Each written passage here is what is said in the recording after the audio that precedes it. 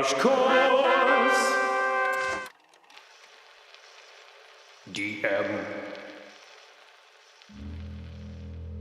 The world was once a place of progress, of great dreams and greater achievements. Cities reached for the sky, powered by endless energy and limitless ambition. People believed they'd conquered scarcity, built a society of steel and light where every luxury was within reach.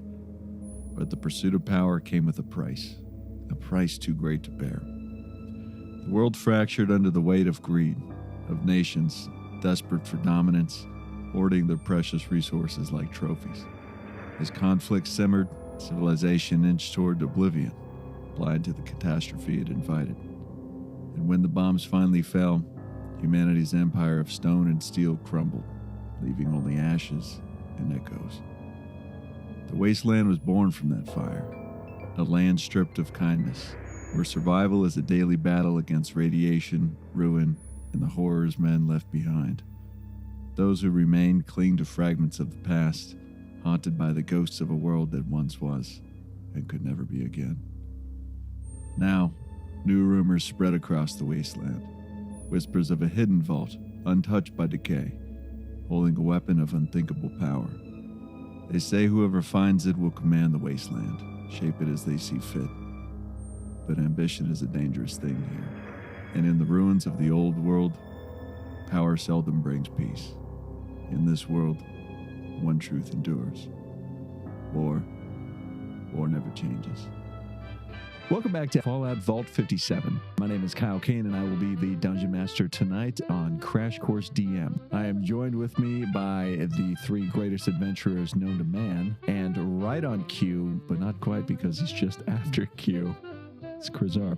Hey everybody, it's Chris R, and I am playing the character of Petunia Sweetums, just a little southern belle who got trapped in a cryo chamber for a whole bunch of years, emerged looking for her father, and now see what she finds. And now let's pretend like you're playing Super Smash Bros. And you like select a character and they have one voice line, like when they're selected. When you choose Petunia, what's the voice line? Well, my daddy said. Beautiful, beautiful. And we have every key's worst nightmare, Daniel Locke. Hi, everyone. My name is Daniel Locke. Today, I will be playing Shea Ingram, playing M4-77, playing a human. All right. And a master of all instruments. This is the man, Day Lin. It is Joe Lin. Hi, everyone. It's Joe Lin. I'm here to guest star as a couple of NPCs for fun. Perfect. And no red flags here. They're only green when I look in this direction. It's Josh Greenway. Hey, you got me. Hey, everybody. Josh Greenway here, playing the character of Rudy Gruessome, the smooth-talking but not smooth-talking ghoul rogue, looking for a cure for ghoulism or most likely just the next prophet. Got any mentats? Perfect. And that's the adventure party today. Let's hand things over to Past Kyle and Past Josh for today's briefing. Past Josh here in the studio with Past Kyle. Hey Kyle, we're going to talk a little bit about the session that the crew is going to play here today. I wanted to check in with you in front of the session. First off, how are you feeling for your second session? Feeling great about it. Feel like the first went well, and the second hopefully is even better. I feel like as far as hopes and wishes, my main hope is, so the first one is set, I feel like there was a couple different locations for the party to bounce around. The second is mostly within one. So my hope is that it doesn't feel too, confined or restricted. Without giving spoilers, I don't really know what to.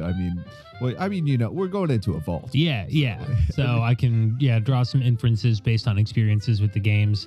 Yeah, I wouldn't maybe worry too much about that either, because I think we kind of decided we're going into the vault last time, and it would honestly be kind of weird as a player if we go to end our 2-shot adventure in the vault and we go to 9 other places besides just the vault. So I think there's some of that we'll have kind of baked in terms of our expectations. Perfect. Is there anything that you took away from your last session that stands out to you as you're getting ready to go again? Anything you want to do or not do or try or do again that you really enjoyed? Things that stand out is I feel like I missed a lot of skill checks.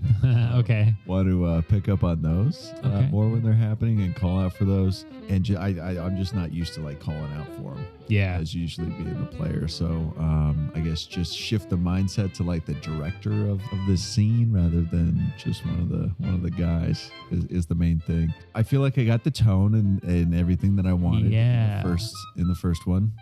So hopefully I can maintain that with a new cast, with new characters, call out the skill checks as they come up, and hope the humor's there, and also the luck system. I feel like it was a fun thing.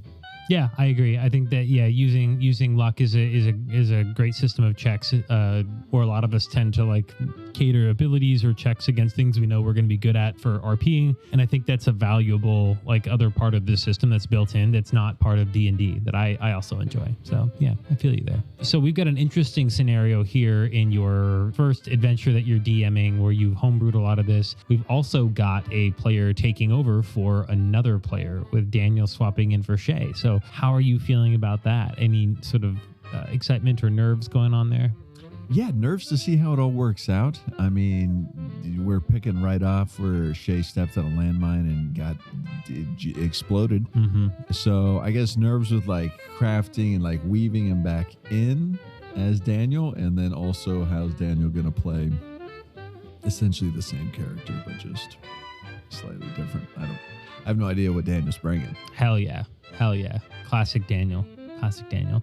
Awesome. Well, I'm really looking forward to the session today. I think it's going to be a lot of fun. We're going to be looking at maintaining the tone, calling out skill checks, keeping the humor and the luck system at play, and hopefully not making the players feel too confined in a singular location as we wrap up the adventure. So let's see how it goes, and we'll check in with everybody there at the end. Yeah, let's jump back over. See you then. Yeah.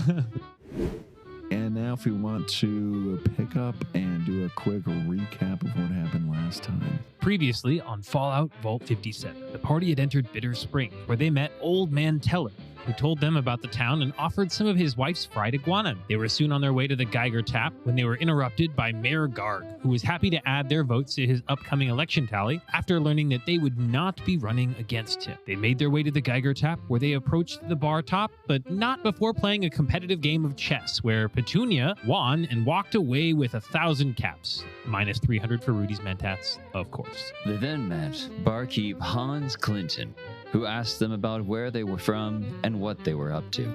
Raiders barged in where they confronted Rudy for selling them a faulty junk jet, which had resulted in the demise of one of their beloved friends. Despite best efforts, a firefight ensued where the chess player took another L via dinner plate to the head via the junk jet. Petunia said sweet words before she mercilessly executed the last of the raiders who had made a last-ditch effort to avenge his friends. They then met Franklin, a frazzled scientist who warned them of the vault, gave them the location, password, and really anything they asked for. In return, the party marched Rudy out of Bitter Springs at gunpoint until they had come across an old car which could have contained some shiny loot. The party decided sending Franklin to check it out was the best way to thank him for his help. Unfortunately, the only thing shiny in that old car was packed explosives, which went off, erasing Franklin. Rest well, Franklin. There's one typo in that where we said in return the party marched Rudy out of Bitter Springs. I believe we marched Franklin out of Bitter Springs because I am Rudy. We marched both of you out of Bitter Spring.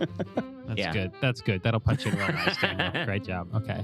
Traveling further, they found super secret agent Klaus, who gave them a tamper diffusion core and told them to insert it into the vault reactor in exchange for whatever they wished for. 10,000 caps, a rifle of their choice.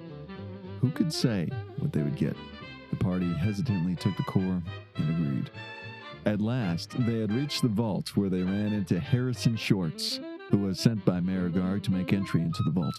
Instead, the only thing he found was a laser fired from Rudy, which reduced him to ash. The party entered a passcode into the terminal and began to step foot inside.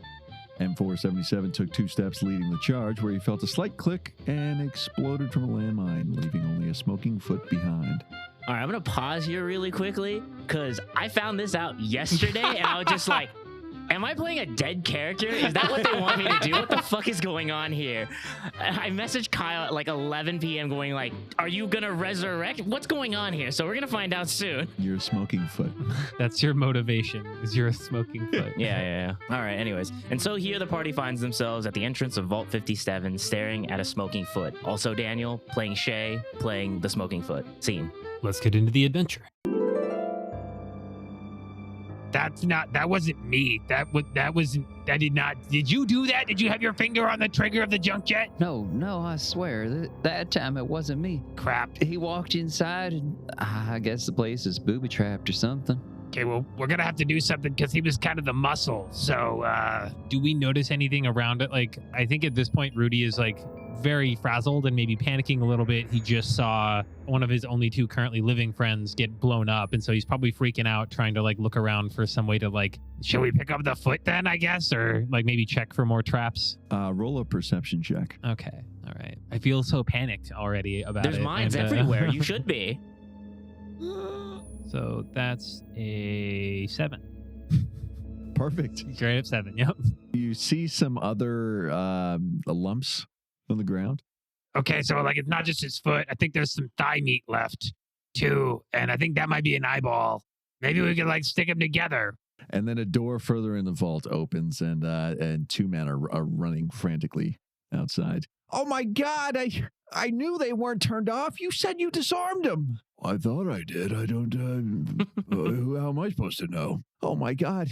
What happened here? Was that smoking foot someone? No. Oh, you were just traveling with a smoking foot then. Well, no. Okay, like it. I guess it was someone, but like whatever was in here already, like turned it into just a foot. Like we are not responsible. Are you Did you do this? Well, not me, but Rufus here. Hey, don't go pointing the finger at me. He said he disarmed the mines, but he didn't. Well, how come you didn't double and triple check to make sure that everything was all turned off and tight? Listen, nobody new ever comes here, okay? What are we supposed to test the mines by tapping them? Well, yeah.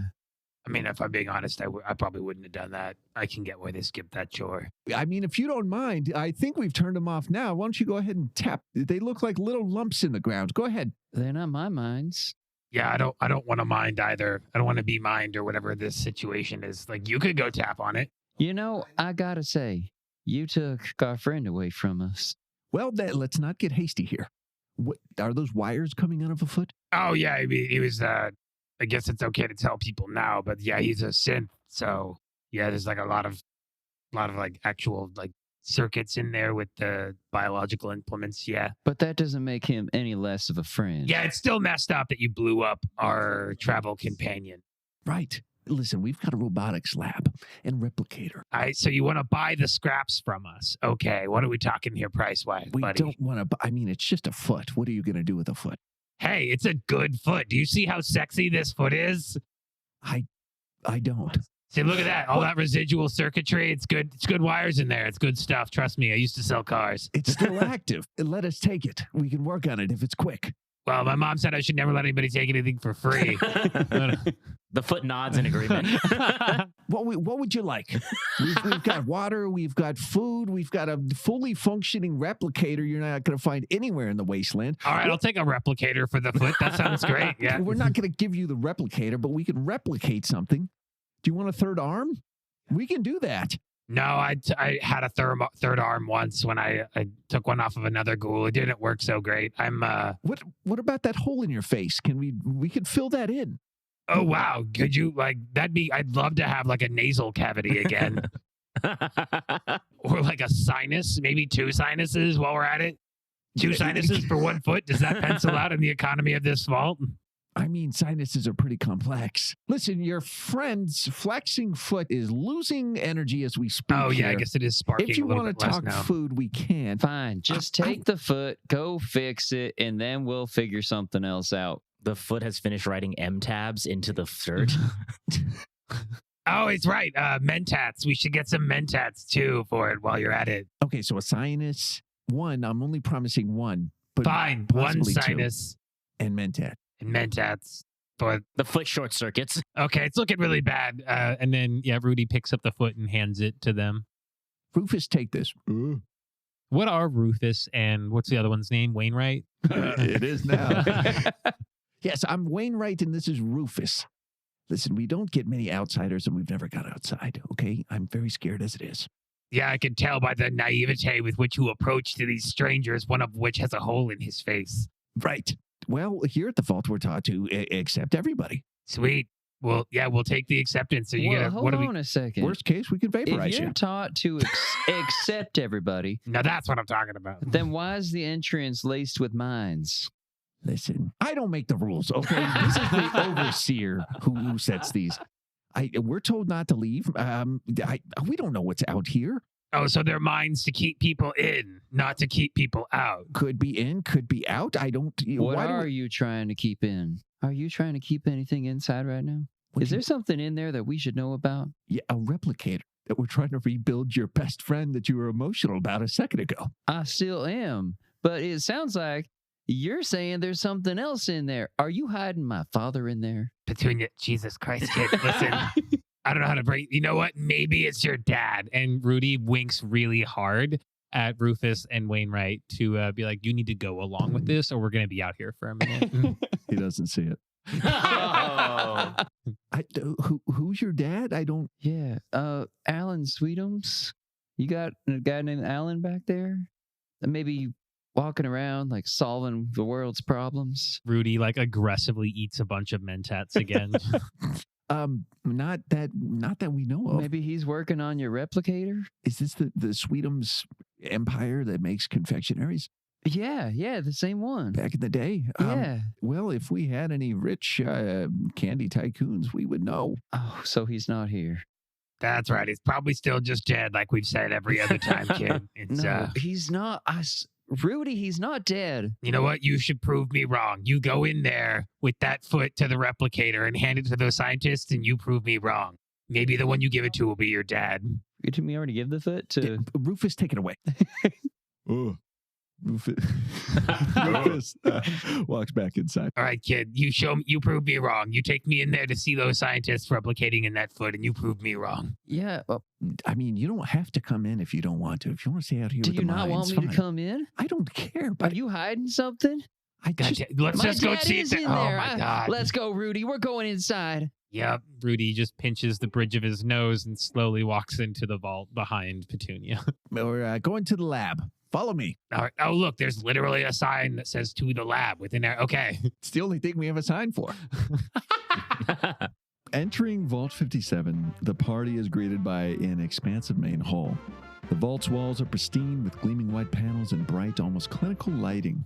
The main hall is decorated with faded pre-war propaganda posters, some proclaiming "A better tomorrow begins here," or "Unity through stability."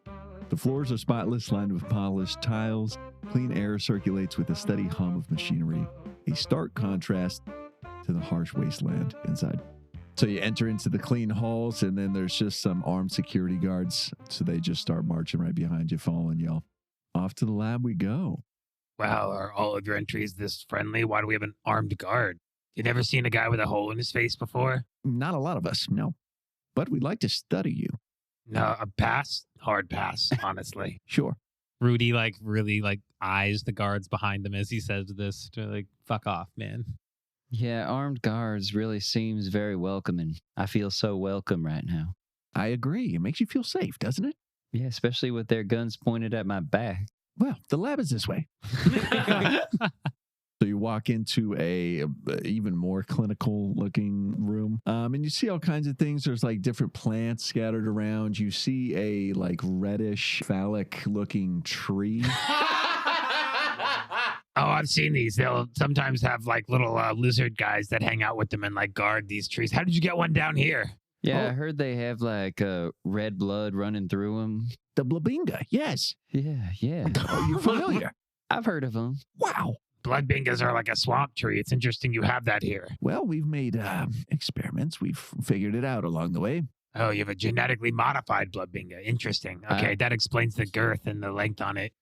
I heard if you make a tea out of the blood binga leaves, you can make a pretty stiff tea. That's probably true. We'll serve you some at lunch. Oh, that'd be great. What's that, Rufus? Yeah. All right, Rufus has loaded your foot here. Now let's watch as the replicator works. We'll have to see. We've never actually used this. I'm sorry, what? Let me just press a button here.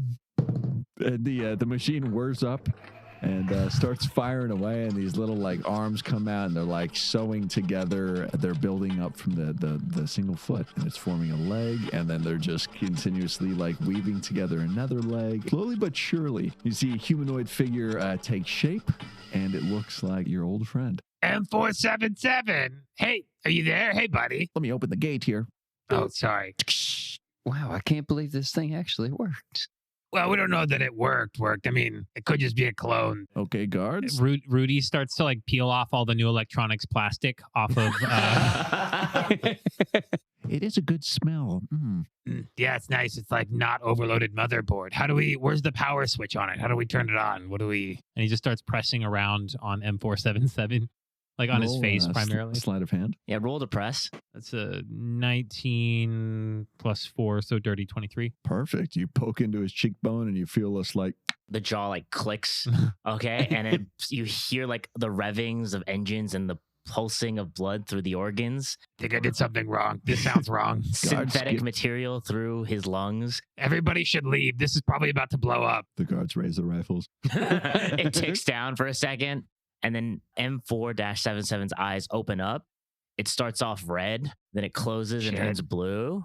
Oh. It closes and turns green, and then returns to blue. Well, that's not to say. Yeah, okay. that's not normal. Sorry, maybe we like reset the like light customizations or something on it on accident. Oh, did you give him like some new fancy mechanisms?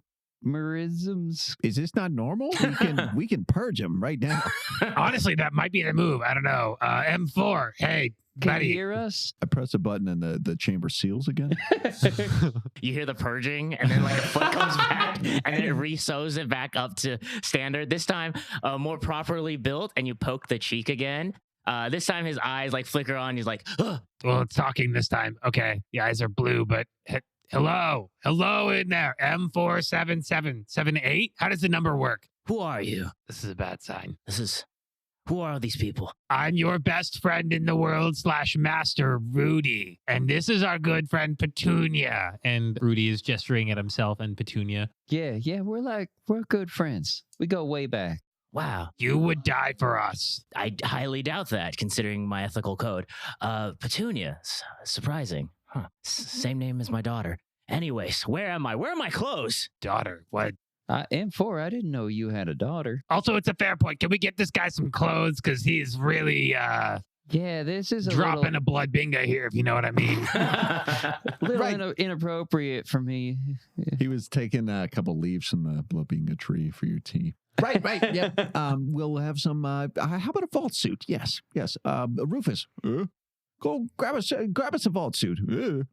Vault suit. Oh my gosh. Shouldn't I be feeling cold? Why isn't it cold in here? Everything feels numb. I don't think you've ever told us that you feel cold. Rufus comes back and gives you a vault suit. Thank you, sir. And then he puts on the vault suit. How did I end up in a vault? I should have been out in the wastelands. Oh, yeah, about that. He whistles and he's like, "Dog meat, where are you?" No. Okay, this is going to be rough. This is going to be really rough. I can show, and a monitor descends from the ceiling, and we watch you explode from the landmine. That's you. Wow, you caught it in slow-mo. Dark. You want to see it again? Yeah, absolutely. No, that's not me. I don't look like that. I don't have such smooth skin. M4, did you just say you just called for dog meat, didn't you? Yes. It's not a meal. I know what you're thinking. No. I mean, our cooks can see what we can do, but No. They've got a replicator. That was my dog's name. your dog's name was Dog Meat? Yeah. What the fuck? My family had a weird sense of... I've been alive for 200 years, and that's the most messed up thing I've ever heard. Your dog's name was Dog Meat? And this man's a ghoul. Well, how would you like if we called you Human Meat? Well, I wouldn't, but... Okay, girl meat, so... A dog doesn't care? Look, I was a little girl when we named that dog. I didn't know any better. Listen, the dog is probably where your dad is, if you know what I'm saying. In the back, right? In the back? What is this, a super duper mart? Honestly, sick reference. Sick reference. I loved that. It's like, I remember that place. And M477 is looking at like a mirror, and he's like touching his face, like confused at what he's looking at. He's like, why do I look like my killer? This is so weird. M4, you look the same as you've always looked, bud. I don't know what to tell you. Like, if anything, you look slightly younger than you were before. All right. So let me get this straight. We're in a vault. Your name is Petunia, and yours is Rudy. Rudy. Right. Okay. So I don't know you. You have the same name as my daughter, and you know about the dog. You don't have a dog. M4, who do you think you are right now? My name's Alan. Okay. I am the owner of the Sweetums Sweet Company. Is this what your dad looks like, Petunia? Petuns? M4, are you making fun of me? Because you better not be joking about this. Like, we made a lot of references about Petunia's dad, both of us acknowledging we're not Petunia's dad. Do we need to reset you? I've never known you to have a sense of humor, M4, and if you're starting one now, this is not funny. Yeah, in all 7 hours we've known you, I mean, really, this is new.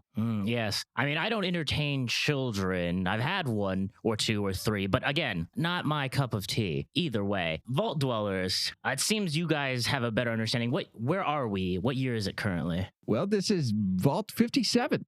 All right, I could have guessed from the jumpsuit, right? Well, that feels rude. But we've been here since the bombs fell. Really? You've been here since the bombs fell? Us as a collective, not me, of course. That was, 200 years ago? More than 200? I don't know. Some of us were here more than 200 years ago. It's 2296, but... Let me see your overseer, and he starts walking off. Okay, I guess we'll get to your sinuses another time. I'm not cool with this, but I don't feel like we have another choice. Okay. And then Rudy just like writes on the back of his hand, "Get sinus." So you leave, and in the hallway, you see all kinds of vault dwellers popping out, and they're looking at the new arrivals. Did they all seem like normal humans, or? Yeah, everybody. Yeah. Okay. They're all humans. They're just curious. They don't see a lot of outsiders, so they're all looking and saying, "What?" As Alan's walking down, he walks with like this sense of like superiority and like a well-built posture. He grabs a pit boy off of someone's wrist and just like slaps it on really quick. The guards, there's been 4 more guards that have come around the corner. He's like, yes, guards, please take me to your overseer. Honestly, apparently we don't know this guy, so if you're going to arrest him, I get it. They form a wall to slow you down. What is the meaning of this? Do you know who I am? Stun batons. You're coming across real strong, bud. Hey, you should simmer down. M4, I think you just need to take a seat or something. I think your memory's all mixed up right now. I don't know who you two are, but I have to see the overseer and figure out what's going on. He grabs the guard, and then I guess he gets stun batoned and then shocked out of existence for a second. 3 of them just jam their stun batons into you. As he gets shocked, he falls on the ground, and then his eyes shift back to blue, and he stands back and was like, Rudy, it's been a minute. What happened? I heard a big explosion, and then I went off.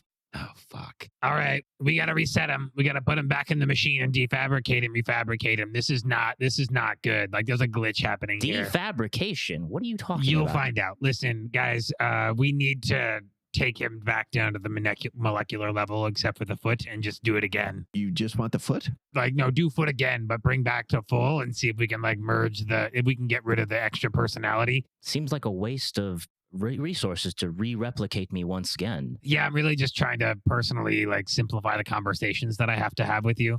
That makes sense. If I may interject. Of course, Petunia. You seem distraught. Your father's dead. Did you realize that when you walked into the vault? That was cold. She's got the junk jet, man. You gotta be way more chill. Rudy, I'd like to keep him like this for a little longer. I want to see if maybe that other one comes back or something. This seems deeply unhealthy. Like when people back in my day used to like talk to AI bots like they were their deceased relatives, but it was just an LLM. And like this just seems really not good for you, kid. I'm not your parent, so you can do whatever. Because again, your parents are super dead. But he's somewhere. But I don't think you're gonna find it in M477 when he's glitching out. I don't think he's my dad. I know my dad is out there. I know I'm gonna find Mr. Sweetums out there somewhere. I just referred to my dad as Mr. Sweet. Honestly, yeah, I get it. I called my dad Mr. Gruessome too. Sounds like you're just trying to create some distance between yourself and your father, which is a healthy way to approach death. That's the most healthiest and well-balanced thing I've heard so far. Hicks, Hudson, I think he adjusted when you shocked him. Go ahead and hit him again. Kill all humans. Nope, yeah, hit him again. One more time. You, sir, are an unhealthy individual for Again, striking get it a again, hit him man. again for sure. Get it again. Talk about removing the radioactive core from this facility. What? Or have we decided on how we're going to approach things? But we've definitely not decided. Hey, so you got a core that's going bad. That's kind of why we're here. Thanks for tipping them off there, pal. How'd you know about that? Yeah, we work for A lot of people, wink, wink, and he winks at Rudy. we work for a lot of people. We work for some very important people, and they said that there's something here. Who do you work for? We work for an overseer of overseers of sorts, if you will. One might say he works in the north. Roll a deception there. Some call him the Phantom. Roll deception. Roll God deception. damn it. 15. 9. 7. Now, maybe there is an overseer of overseers, okay, but the North Pole is very far from here, and the Phantom. This is a child, obviously, relatively speaking, like I'm a young grown 20 adult. something. Not, oh my God, M4. All right, look, I've got a naive, freshly defrosted person here with us, and obviously M4 is short circuiting. So believe me, we definitely work for people in charge of things, as I'm sure you also work for people in charge of things. And so you know how it goes. You just have information people wouldn't expect sometimes. I don't quite follow that last part, but sure, I work for people. See, so you get it. You get it. It's the same thing. Exactly. Sure. Anyways, it's all above board here. No problems. Very, very good people on both sides. Roll persuasion. 16. Yay! You're absolutely right. Yeah, there are good on every side. That's what we believe here. That's why we accept all. See, exactly. See, we're going to do huge numbers, you and I. This is going to be good. I think you'll fit in here just fine. Also, yeah, let's talk about it. Let's talk about fitting in and how we can help you fix this core situation. Do you all want jumpsuits? Do you want to join 57? Rudy looks down at the patchwork clothing that he's not changed in 200 years. You know, I will take a jumpsuit. Perfect. And Rufus throws you one. Rudy cuts his jumpsuit so it looks like a jean jacket instead, and like just does not wear the leggings. That looks pretty cool, actually. Cool style, brother. I'll take a handgun. I don't think so. You're a bit on the fritz, sir. I don't even have a handgun. Huh. And I don't have any problems with that. Oh, do you want a handgun? Oh, no, you said you don't have problems. Okay. Are you giving me a handgun? I'll take a handgun. Well, you have handguns. Well, oh, maybe you don't. No, I was blown up on a mine, apparently, and then replicated and defabricated and re-replicated. Hear me out. Can we have a gun from you anyway? Does anybody sell one for like if they leave for like emergency rations or I mean, I have a jump jet. we do have the junk jet still. What's a junk jet? Oh, you'll find out. Yeah, don't worry As soon about as she that right starts now. telling stories about what her papa used to say, just cover your ears. Yeah, if you're a stranger. Is that massive machine? Is that a weapon? Because Overseer Regulation 27.ll. No, States. this is not a weapon. This is an object displacer that works at high speeds. It sometimes functions as a telescope as well. Anyway, I'll take the one of those jumpsuits if you got like a small one. Sure. Rufus, throw him one. Thanks. Yep, just change here in the hallway. Do you have like a private room actually? Of course, yeah. Let's go to your living quarters. It was pretty cool that you did that, though. What, living quarters? Yeah, you'll be staying here. With that object displacement tool, we could use someone like you in storage. Would go a long way. Are you proposing that she should use our object displacer to like move boxes? That's exactly what I'm saying. It's an object displacer. Perfect. Well, let's take you to your new living quarters. Thanks. Welcome to 57. But I gotta say, for all the weird environment that I've seen lately, this place is nice. We think so too. Thanks. A little unnaturally nice. Can I make an insight check on this guy? Yeah, Sure. I also want to do some kind of like, I think I want to do an investigation check to see if anything feels too perfect around us, or like if anything feels like out of place or too in place, maybe. This thing. Ooh, and that's a dirty 20. I rolled a 20 5. On insight? Yeah. Dirty 20. Okay, Petunia, this guy just seems really, really nice. He's just so nice and welcoming. It's really nice to meet another nice person for a change. Sorry, Rudy, but you can be a little standoffish sometimes. Yeah, I've also been alive for over 200 years, so Is it the hole in his face? I think I've kind of gotten used to that by now. it's that plus my glowing personality, literally. Sure. Yeah, there is a bit glow to you. Yep. Our radiation counters were sure picking up on that a bit. I'd be worried if they didn't. Do I notice anything with my investigation check as far does anything seem like weird or out of place in the vault? What are you searching for? I'm trying to see, like, I'm trying to understand if we're getting North Korea'd right now. Like, is this a thin facade of being well put together, or does it seem to be actually a well-functioning vault that's on the up and up? In the back, further down a hallway, you see what seems to be some vault dwellers like trying to push past and like get a closer look and come closer, and a guard aggressively like shoving them back. Yeah, Rudy doesn't say anything, but he clocks that, and I think he like nudges M4 and Petunia, and he's like, hey, things are maybe not super cool, but they're cool, but not super cool here. And does a really bad job of communicating the like weirdness that's happening, but just hopes they pick up on it. Like, be cool. Rudy, I don't quite understand your... Yep, should have guessed that. Anyways, we'll talk about it later. The temperature is fine. I think if we interview this upstanding vault dweller standing over here to our left, we may have better insight. Yeah, hey, literal only person allowed to stand near us. That's actually the greeter level 2. So I've been level 1 and I've greeted you to the vault. If you see the overseer, be sure to tell him how well I did today on welcoming you. This is Jared. He's going to take you to your rooms. Oh, hi there, guys. Just doing my job. Please tell the supervisors that I'm doing a good job. Yeah. Well, you haven't done anything yet. We're still here. Oh, good point. This is what we call difficult customers, Jared. We've dealt with them before, but remember, keep the smile up and stay positive. I thought Jared was level 2. Does the level decrease? Level 1 is the most senior here. I think it's like musical chairs. Like if you're a first chair saxophone player, you're Oh, I see. Our whole hierarchy was built on the the musical chair system. Got it. I knew exactly what you were saying. Does that mean that you can sing? Not one bit. Anyways, Jared can sing, though, I think. He entertains the dining hall. I can hold a tune, I suppose.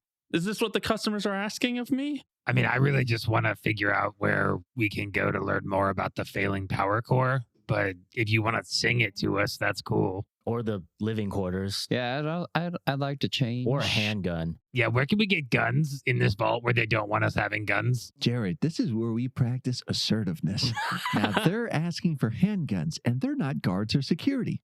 So we can tell them a firm no. Unfortunately, I can't help you with that. Being a greeter level 3. Wait, you just Did got you just get demoted? Wow, they don't pull any punch. Okay, sorry, we will just, I guess, go according to the game plan. What can you show us, Jared? Are you going to take us to our room where we apparently live now? I can show you to your room. Watch what you say, Jared. I don't want you getting demoted again. That's right, Jared.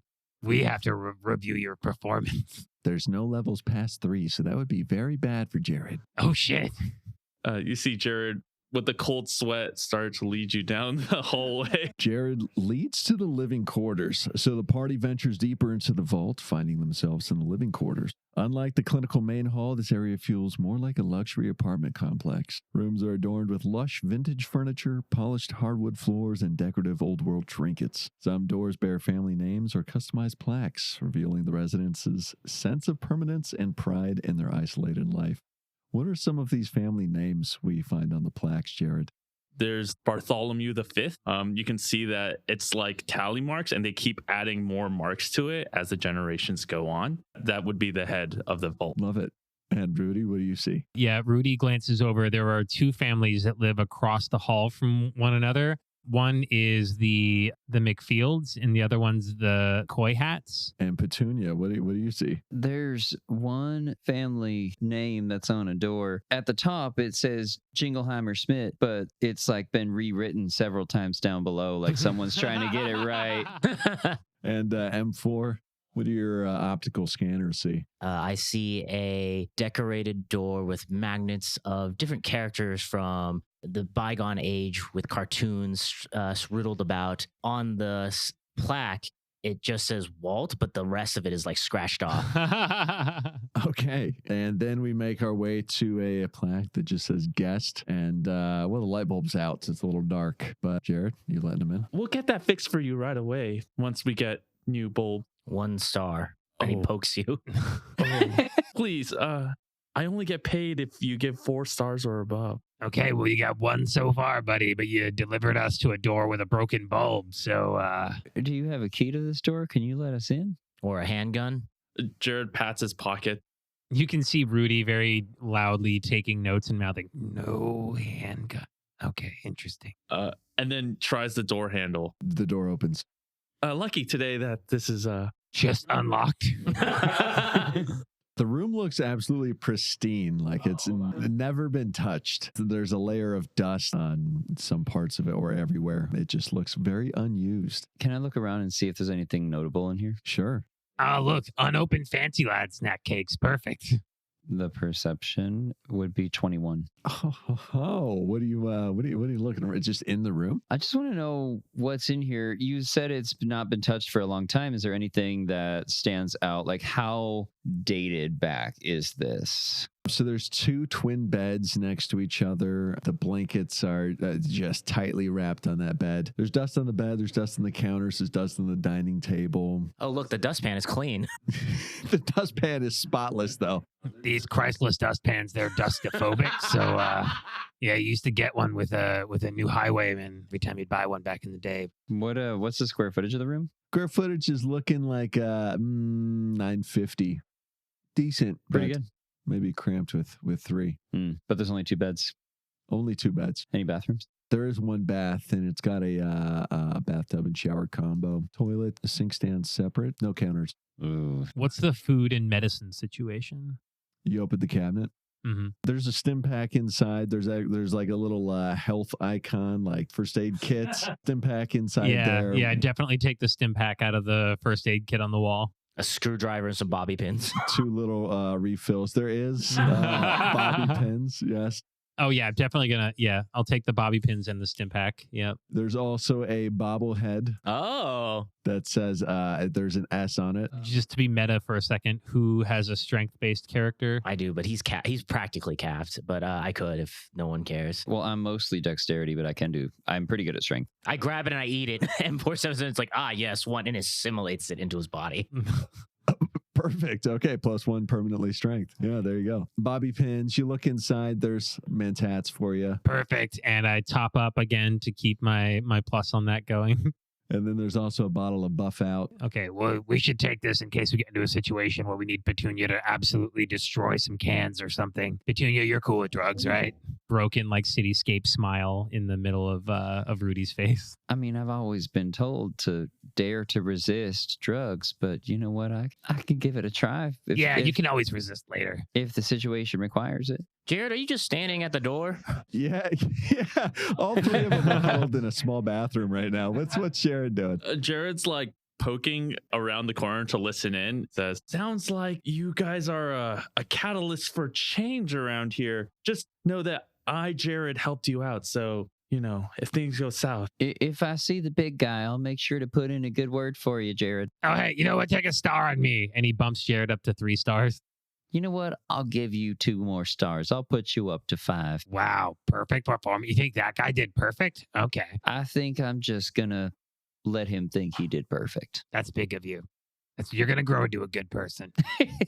That's 5 stars. I don't know how Holy you're shit, handing Jared. me stars. I don't know. The other guy just started poking you, so I just... Yeah, so We're we're kind just of poking you too. doing I'll the just same tell idea. them you gave me 5 stars. No, it's fine. I come down the hallway and poke you 5 times in the chest really hard. Bing, boom. Hello, Vault residents. There will be a speech from your overseer in 30 minutes in the dining hall. Be sure to get dressed, get warm, and be prepared for inspiring words from your leader. Jared's eyes go wide and says, I must be on time. I must get ready. Jared gives a really deep bow, head like to his knees as he slowly backs out the door. He's flexible as hell. Wow, look at that. While I was poking him to give him a star, I'm like, hey, Jared, 1 last star. And he gives you another star, and he's going to try to see if he can lift anything off his pockets, like a badge or anything. Good. Okay, roll sleight of hand. Oh, that's hella garbage. That is a 5. I just grab a cheek and I'm like, good job, Jared. You flip off his name tag and it just clatters to the ground. You dropped your name tag, Jared. Yeah, I think Rudy picks up on. He's like, "Oh, I got this for you," and he's also gonna he's gonna put the name tag back on Jared and similarly try to rob him of an important badge. Roll sleight of hand. Okay, it's 21. Oh shit. Okay. Which pocket are we fishing for?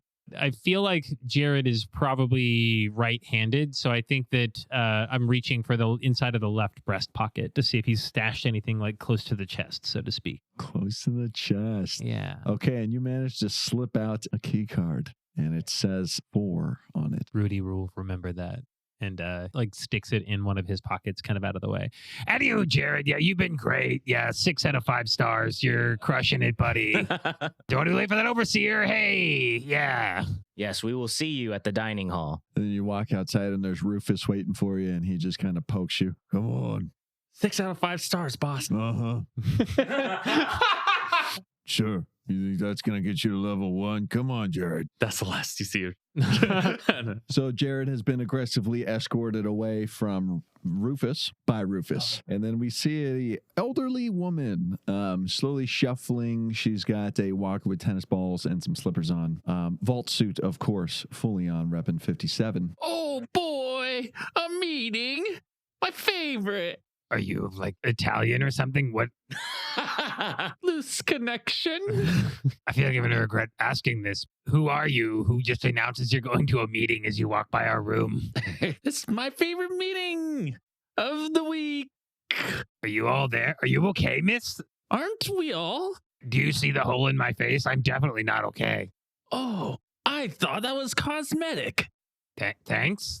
Well, we all off to the meeting? Petunia's going to walk farther into the room. I'm going to go change real quick, if you don't mind. I'll be back in a few minutes. Petunia walks in and closes the door. M4 is going to see that Petunia has left and be like, it seems that it is best for us to go to the meeting and hear what this overseer has to say. All right, sounds good. Hey, Petunia, I'm just going to leave one of these 2 bobby pins I had for you on the dresser before we go. So don't fall in there or anything. And he leaves, Rudy leaves a bobby pin on one of the dressers before he exits the room. Who'd you meet there, Patricia? Oh, some lucky newcomers. Oh, wonderful. Oh, God, who are you? Will this be your first speech? Is this like an old people vault? Like everybody here is old? Well, that can't be true. We met 2 young people earlier. Oh, you're right. Is it just like a old people and young people vault? There's not like a age-based middle class? I think all the children get sent out when they're born. That's a bold guess. No, we don't. We've been here 200 years, so there's a good mix. So yeah, he's just been refurbished, so he's still figuring some stuff out. We get old and, well, we die, and then the next ones come up and so but on. It's a good life here. That's right. Prosperity. And what are your names again? Oh, I'm Henry Yates, and this is Patricia Yates. Well, you're sure in for it. These speeches will just... You remember our first speech we listened to, Patricia? Oh, it lit a fire like I've never felt. Even going to the speech now lights the fire in me again. Are you guys lighting fires in a vault? Because I don't think the airflow really allows for that. It'll light a fire in you, too. How does it light a fire in you? Like physically, they ignite something within your bowels? Because like a lot of the chemicals in my blood now are actually highly flammable. So like you can't light a fire in me. Yes, and most of the ones that flow through my veins are alcohol-based, which would also be quite combustible. These youngins certainly have a sense of humor, don't they? And a bright mind for curiosity. Yes. Feels like we're describing medical conditions and they're just making jokes. Okay. Oh, that reminds me, I've got to see Dr. Yammer again for my, what was it, Patricia? Oh, osteoporosis, yeah. I think it was gout. Gout. Anyways, that's how we tell time. Is you want to talk medical ailments? You use time to mark your medical ailments, so osteoarthritis is 6 o'clock and gout is 7. Is that how this works? It is now. Sure. He whips out his watch and it's just like different conditions. There's another guy walking in the hallway who just like looks at his watch and pops a bunch of pills and he's like, it's gout 30 somewhere. Oh, I forgot to change mine from COBT time. Let me switch it back out. What time is it? Oh, that's just my blood pressure. So we're going to see the overseer's speech in the dining hall then. Yeah, still about 20 minutes if my watch is right. Well, it gives our friend Petunia plenty of time to change. You know what? I think I'm probably going to go find a bathroom to occupy for a little bit before the speech starts, just in case I have to piss for the first time in 200 years. I'm just going to sneak off and go check stuff out. Don't worry. I've seen a vault before. I'll find my way. And I want to sneak off and try to find the overseer's office. I don't think he'll find his way. The only sign leads to the lab. Bro, shut up. Thanks. So you're going to the overseer office? I want to try to like stealthily approach the overseer's office if I can. Okay, roll stealth. It's a 15. Okay, well, I mean, this man's not perceptive, neither is Patricia. So you sneak right away. Roll luck. Just look, a bathroom sign over there. And then when they turn, I go the other direction. Ooh, that was no, so close. heartbreaking 4. It's a 4. Okay, you go through the halls. They all look the exact same. Wow, they literally don't have signs for anything except, okay, cool. On the ceiling is just lines that say to lab. And they all just point to the lab. Wow, that's like lab with 7 left turns. Okay. You do find a map, though. We'll give you that. So there's a map, and then it just says first is welcome and dining hall. Second is barracks and armory. Third is overseer office. And 4 is unknown, absolutely, just question marks. Got it. I think I'm going to have to go, while the armory catches my eye, I think I am still going to aim towards going to the overseer's office. Okay, so you're going off exploring, and then cut to Petunia in the bathroom. What's going on in here? She shut herself in the entire room. Entire room. Yeah, she's like in the living quarters. Shut herself in there. Shut the curtains. There's windows. Windows to what? So you can see. Yeah. Oh, gotcha. I was like, windows, like to the world? Like, Let me just push my glasses all the way up to the ridge of my nose. It's a thing, okay, in the vault. There's an exterior window too, but it's just dirt. okay, cool. I like that.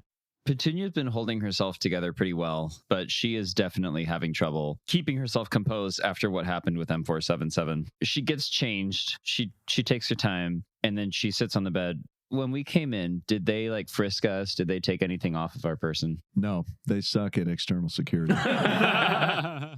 I lost everything because I died. Yeah. Yes. She feels a bit of resentment towards M477 for playing such a sick joke on her. And she pulls out the gun that she has and just gets like a blanket and starts polishing the gun. I know he's out there, and I'm tired of people making fun of me for it. And she'll recompose herself, put her gun away, and open the door and walk back out. So Patricia and Henry, my companion Petunia is looking for a father that we all believe is actually dead, but I think it's my due diligence to ask you two if you've seen a man by the name of Alan Sweetums. I do still wish for her to find her father, even though I actively believe she is dead, and I will remind her of that aspect constantly. Sweetums, Patricia, you remember?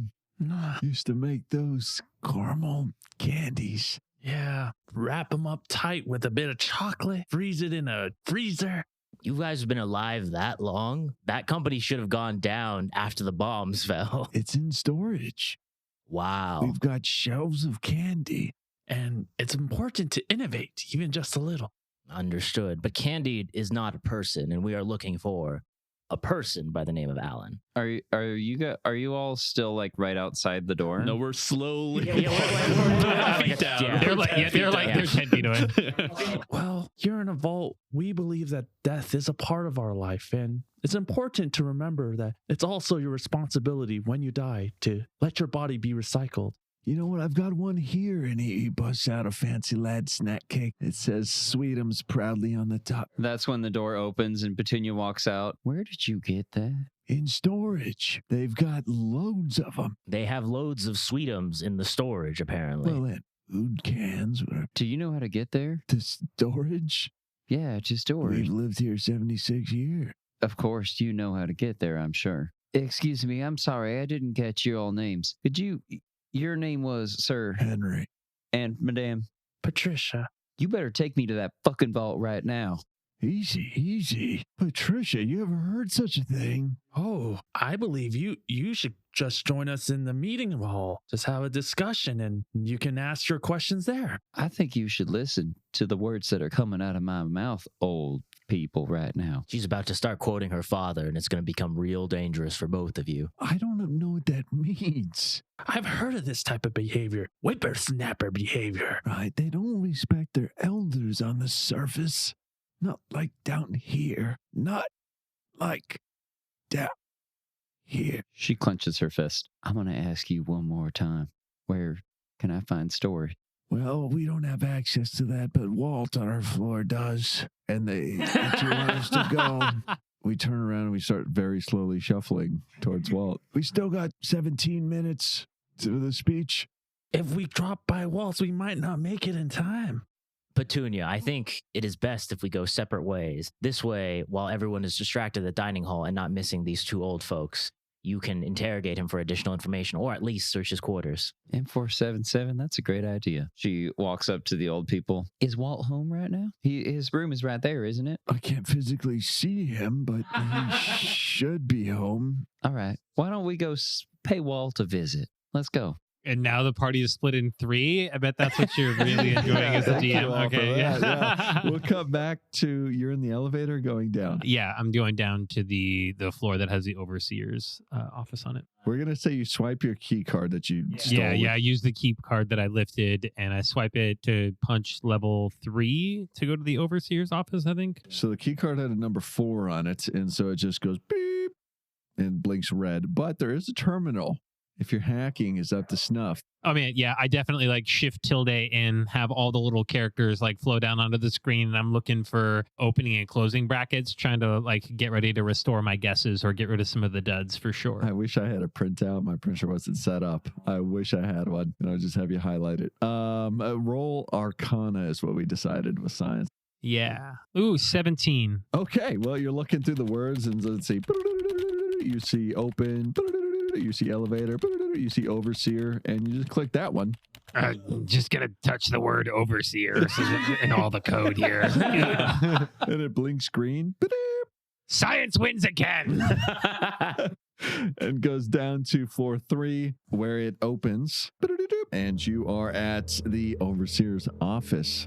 Just opens directly into it. At the heart of Vault 57 lies the overseer's office. It's a large, secure room furnished with a massive wooden desk, plush chairs, and old-world bookshelf. A large fortified window offers a view of the vault's reactor, humming with ominous energy. A terminal sits on the overseer's desk, its screen displaying security feeds and logs. Security guards are flanking the entrance, and heavy blast doors secure the room. Ooh, so there are guards in the room that I've just walked into. There are 2 guards, and then off to the right side, you see behind what looks like plexiglass, but there is a giant like antenna device that is just not powered on. And there's a swarmy man behind the desk with his feet up on the desk. He sees the doors open. Who the hell are you? And I think Rudy walks in like he fucking owns the place. Like just his like confidence is 70% of anything. He just strolls right in, right up to the desk of the overseer. He's like, Hey, I'm the new guy. I'm here to take a look at the computer. Roll deception.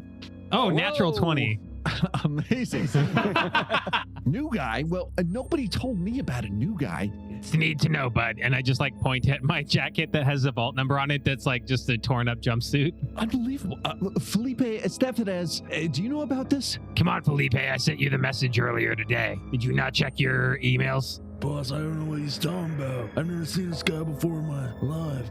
Look, I don't know who these jokers are you got working here, but like I'm here to like look into the computer, make sure everything's working all right for the core. I don't know if you know about the And he leans forward very ominously and speaks quietly. core situation. Oh, you hear about the core? Hey, be cool, man. Not everybody knows that. You gotta chill. Felipe Estefanez, Yeah. Yes, boss. as you were. Yeah, as you were, boys. Okay. We must have really contracted out. We haven't seen a ghoul in quite some time. You're damn right you did. You contracted out as far as you possibly could. And what was your name? My name's Petunia.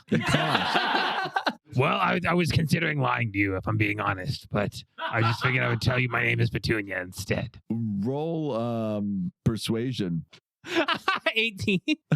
Oh my God. You know, I get it. External contractor playing a joke on me. All right, so you're a reactor guy, is that right? Exactly. Yeah, I react. So you must have a core. I have a way of providing solutions around cores, yes. My God, he speaks all the jargon. You hear that, Felipe? This is a professional man. Boss, you said as you were. I wasn't listening. Honestly, stellar guards. Like, I need to hire these. Where did you source that? Did you have these homegrown? They're homegrown. Have you met? Oh God, I lost my names.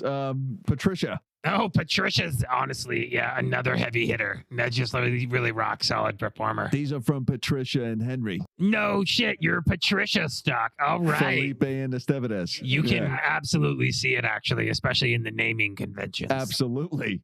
Absolutely. Well, anyways, so things kind of get spicy here sometimes. Is there anything you need to tell me before I have you also leave the room while I look into the computer?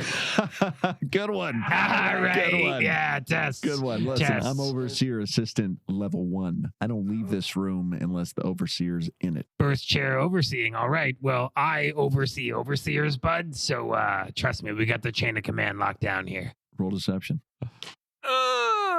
That's 14. Overseer. I've heard of it, but they just hand that out to ghouls? No, I was the first overseer who got turned into a ghoul. You racist. Here, 57, we're accepting of all. Okay, I apologize. Doesn't feel like it. Doesn't feel like it is all I'm saying. And like Rudy throws his hands out, looking offended but disarming. Listen, just don't bring it up with Jingleheimer. Okay, he's in HR. I'm already No, I get it. Jingleheimer's a real ball buster. I'm on thin ice as it is. Okay. Real Hammerschmidt, that guy. I have level 1 privileges. Well, you don't want to lose him, do you, bud? No, I don't. All right. You don't want to be like a level 2 or 3 or worse.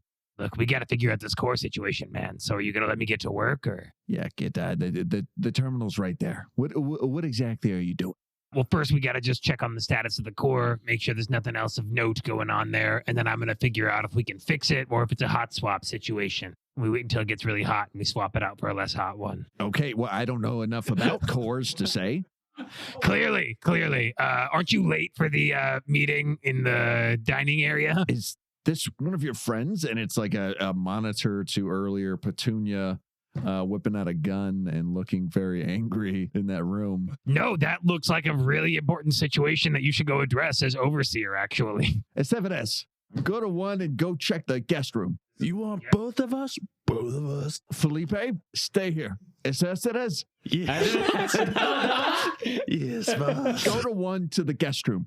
There's also a light bulb's out. Something about that. Can we fix that? I'll try my best, boss. And then I'll stay here and watch you. All right, that sounds good. You watch me. And I'm going to start digging into the computer. Yeah. Perfect.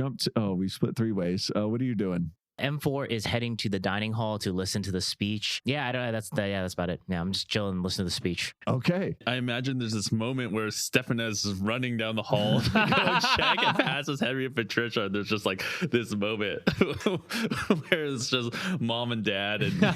And it's just like. Real quick to clarify, did Henry and Patricia go with me to the dining hall or did they go with Petunia to Walt? They turn around to go with Petunia to Walt now. So you're in the dining hall alone. Okay, cool. But worry not, this vault is friendly. Okay, so you're in the main hall and it's this great like atrium. It's very clean. Once again, there's tables everywhere. You see fried iguana. You see. I grab an iguana and rub it on my face just to kind of blend in. Oh, is that new skincare regimen I've heard so much of? That's from the surface, right? Oh my gosh, what is he doing? I don't understand. It soothes the skin, cleans out the pores. I have to try that. I really thought the iguana infestation was going to decimate food supplies, but it's booming the healthcare industry down here.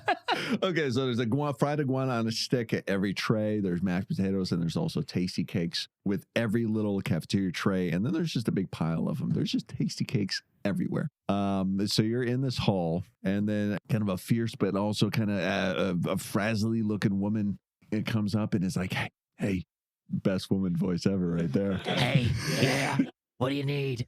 Mike Wazowski. Okay. Mom? Perfect. That works. Yeah. Hey, you're one of the new ones, yeah? Well, I was built here, actually. What? I blew up outside, and then they brought in my foot and reconstructed me. So you one of them? I am one of you now. Right, but you're a new one? Yes, but built here. But built here when? Since the power's been out and the fusion Almost cores 30 minutes ago, yeah. been on the fritz? I have not been on the fritz, I don't believe. You just blew smoke in my face. That is extremely disrespectful. Luckily, I don't breathe. That was a test. If you were one of them goody two-shoes, you'd say, oh, thanks for the smokes, or something stupid. Listen, this shit ain't real. This speech, it's trash. Trash speech. I haven't listened to it yet, but I will form my own opinion on that. But thank you. That's all I'm asking is form your own opinion, okay? A lot of us don't even know how we got here. You don't know how you got here. Right. Something ain't right here, okay? Something ain't right. Just be ready, okay? Can we count on you, or What do you need me to do? we need you to keep an open mind, okay? Okay. And I open up my processing spout. What the hell is that? He blows it in your head plate. It just opens. Absorbs it in the processor. Yeah, M4 gets a nicotine high. Yeah. All right, understood. What is your name and who am I following? Listen, after the speech, go to the snack cake. The bin will be there. Okay, Get your new friends too if you can. that's not happening. Perfect. Good thing nobody's keeping track of all of them. Okay. Listen, remember this, okay? Yes, fancy lad snack cakes at the end of the speech. Bring my friends, which aren't here. Yes. Perfect. Gonna jump to Petunia and Patricia and Henry. Here we are. Walt's house. Oh. Open the door. That's a little rude. We ought to knock first. Petunia aggressively knocks on the door. Walt, are you home? Yeah? Open the door, Walt. Who's this? She gestures to Patricia and Henry to speak. It's Patricia and one of the new people. Yeah, it's one of the, and this is Henry too. It's one of the new guys. He wants Sweetums, extra dessert. Oh, the storage unit. He That's wants right. extra dessert. That's right. I love multi-branching storylines. The storage unit? Sure. Listen, I'm a little under the weather. I don't know if I'm going to make it to the... Oh, Walt, please, you're badly sick. Please, lay down. Listen, I'm going to slide the key under the door, and you just head on down, okay? It's in the dining hall. It's just adjacent to the side. I'll slide the key. And the slide's under a little key. Well, I hope Walt's okay. same. I don't know if he'll pull through. Well, there's your key, buddy. I hope you're happy. Petunia slowly gets down, picks up the key, says, Patricia and Walt, you've been no help at all. I appreciate what you did, getting this key here. But you didn't help me when I asked you. And then you made fun of me. You called me, what did you say? Whippersnapper? I don't know what you said. Something offensive to us young folk. And I really didn't appreciate it. You know, my daddy always told me Yeah. that the elderly should really respect the younger generation. Sounds like an idiot. She pulls out her gun and Oh, shit. Patricia. Patricia's head just explodes, dude. You just murdered an old woman. Her walker tips over and just the little wheel is spinning Oh, idly. yeah, the camera cuts to just that. A splatter of blood on the wall. The tennis ball slowly rolls down the hall. camera goes black and white. 2 floors down, Rudy is just like in like the overseer's office and he hears a faint thud. He's like, huh, that's probably fine. Goes back to what he's doing. Yeah, you see Suarez running down the hall. Suarez. Estevez. Oh, yeah. Okay, Estevez. Yeah, you're running up and your mom just got clocked. And she's done. And Henry is in shock and he raises his cane and he goes to strike you. Yeah, strike Petunia. Sorry. 16, is it? No. And it swings past you with the lunge and trips and falls and slips on his, wife's blood. It's Holy and falls down. And he's just out. He kind of clonks his head and he's just out. So now, Estevez, both your parents are down on the ground. One is mortally wounded, unrecoverable. Stop, turns around and runs back. He's gonna try to run to the armory, I guess. Oh, okay. Right? Petunia puts the gun back in her suit. She holds the key that has spatters of blood on it now. Whoa, did you hear that? What's going on out there? Non-trademarked. Yeah, we don't want the mouse Yeah. after us. Okay. No, that's for sure. Papa, what was that noise? Don't worry about it. Teach me about the morality of man. Sure. Well, Let me show you these old World War II films. She puts the key back in her pocket. She says, I've just had enough of this. I'm going to go find my dad. She goes and walks towards the storage room. Towards the dining hall? Is that where the storage room is? It is. Then yes. Okay, and your gun's holstered? Yeah, I Okay. put it away. Amazing. Okay. She didn't bother to clean up any of the blood, though. Who would? Yeah. It's too much to clean up, I think. Oh my fucking God. Okay, just leaving a wake of death and destruction on 2 This is innocent off to a people. wild start. All right, yeah. Okay, going to the dining hall. Rudy, you're back Rudy's in the office. Rudy's in the overseer's office, just crunching the numbers. And the assistant guy is trying to show you a card trick. He's just doing this, doing that. And Sorry, kid, I forgot my card. Start it over again. And like while I'm still typing on the computer. He's trying to do that business card thing where he flips it and it pops out in his hand. It just keeps falling out Yeah, I was onto like, the oh, man, I'm ground. gonna try it one more time. And then you see one of the security monitors. You watch as Petunia, your good friend here, pop an old lady. Wow.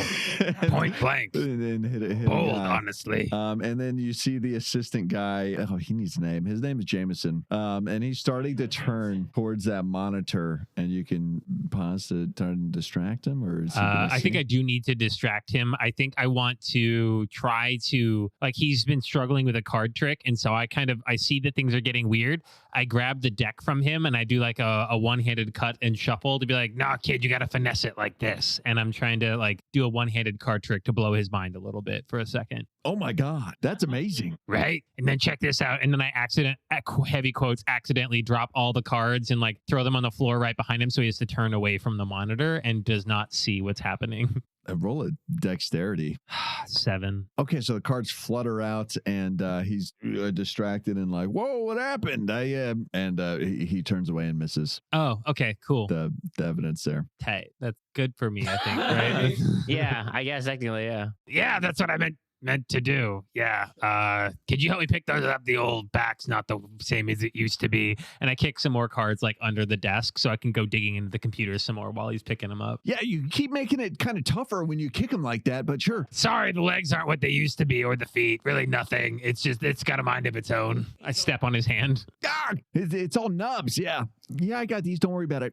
And then what are you doing on the computer? So what I'm looking for on the computer is any information about the core. Do I see any sort of call outs about how to get access to it? Is there any security around it? Really anything of note on our mission here? And also just looking for anything fucky, if I'm being honest, because I don't like the vibe in this weirdly pristine vault. Roll for Arcana again. Yeah, Do a Arcana. computer check.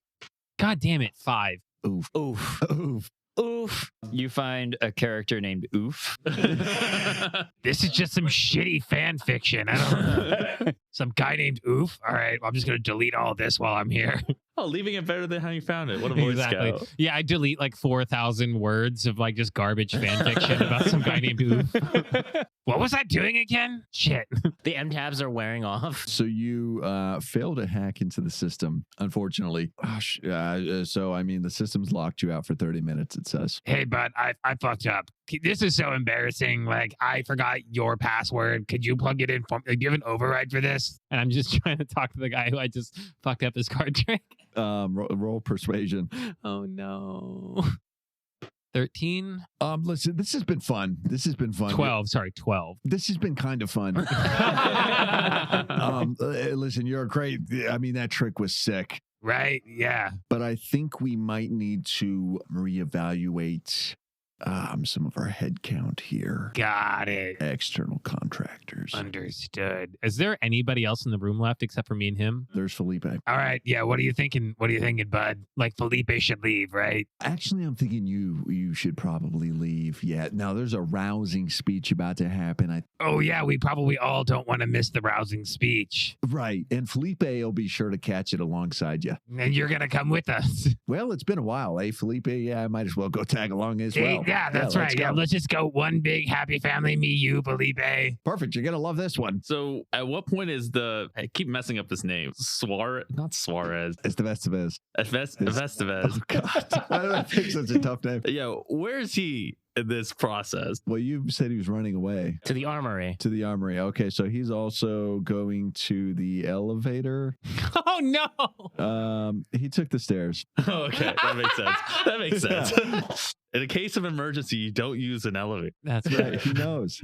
His parents taught him that. Yeah. Unfortunately. Okay, so the elevator opens, and then you're all marching to the dining hall for the speech. If that's where the storage room is, then that's where Petunia's going. Okay, and you're meeting up with M4. Well, I'll be at the fancy lads cakes. Okay, are you walking up to? With the meeting room is the storage room? Well, there's the big dining hall, and the storage room is. You're just gonna ignore M4 here. Oh, 100%. She's a little bitter about M4 right now. now. Okay. Yeah, you see a map and you go around and you see it points you to the storage room. You go to the storage room. You're there at the door. Put the key in. Yep. Okay, you unlock the storage room. You're in the storage room. Great. There's fancy lads, snack cakes everywhere. Did anybody see me do it? No, everyone's at the speech. Cool. I'm just going to lock myself in the storage room. Okay. All right. Amazing. Okay. Okay. Rudy and Philippe and Jameson are running around the corner. And they see a brutal scene before them. There's one lady dead and another on the ground. Oh my God. What the hell's going on here? I don't know. Someone's just wasting these snack cakes on the floor here. I'm just gonna. And then Rudy picks up the dead person's like unopened snack cakes and starts eating them.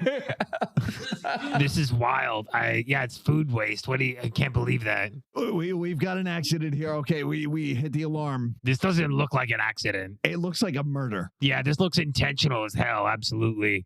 You know who I would consider is Festivus, actually. I mean, look, like there's no Festivus here or is Festivo. Honestly, the name's a little weird. Like that's suspect in and of itself. Felipe, would your brother do this? Absolutely not, boss. How can you really know a brother, though? Roll persuasion. 16. Passes. How can you really know a brother, though? Look, ever since the power went out, he's been acting a little weird. Maybe there's something there. I don't know. Yeah, maybe the weird made him go nuts on mom and pop here. Look, let me check if he's still alive. And Felipe will go check on the vitals of his father. He's still alive. He's still alive. Great. Okay, we've got one. Perfect. You stabilize him. I'm going to hit the alarm. Do it. Okay. Good thinking, boss. I got to hit the alarm. No, wait, I got the alarm. And I just pull out my gun and shoot Jameson in the face. Actually, no, I don't shoot. I think I just like hold the gun to his face and I'm like, Look, there's no need for alarms. Hey.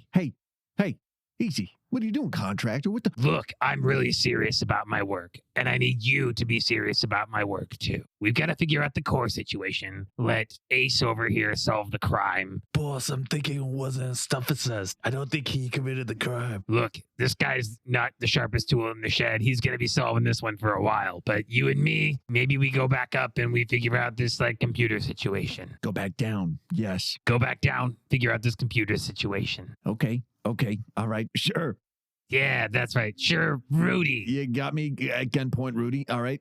Now, hey, no funny business over there unless you want to see your overseer. His brains all over the floor, like an all overseer. Overseer's assistant. Yeah, or all over the... Shut up! Okay, look, I'm being threatening right now.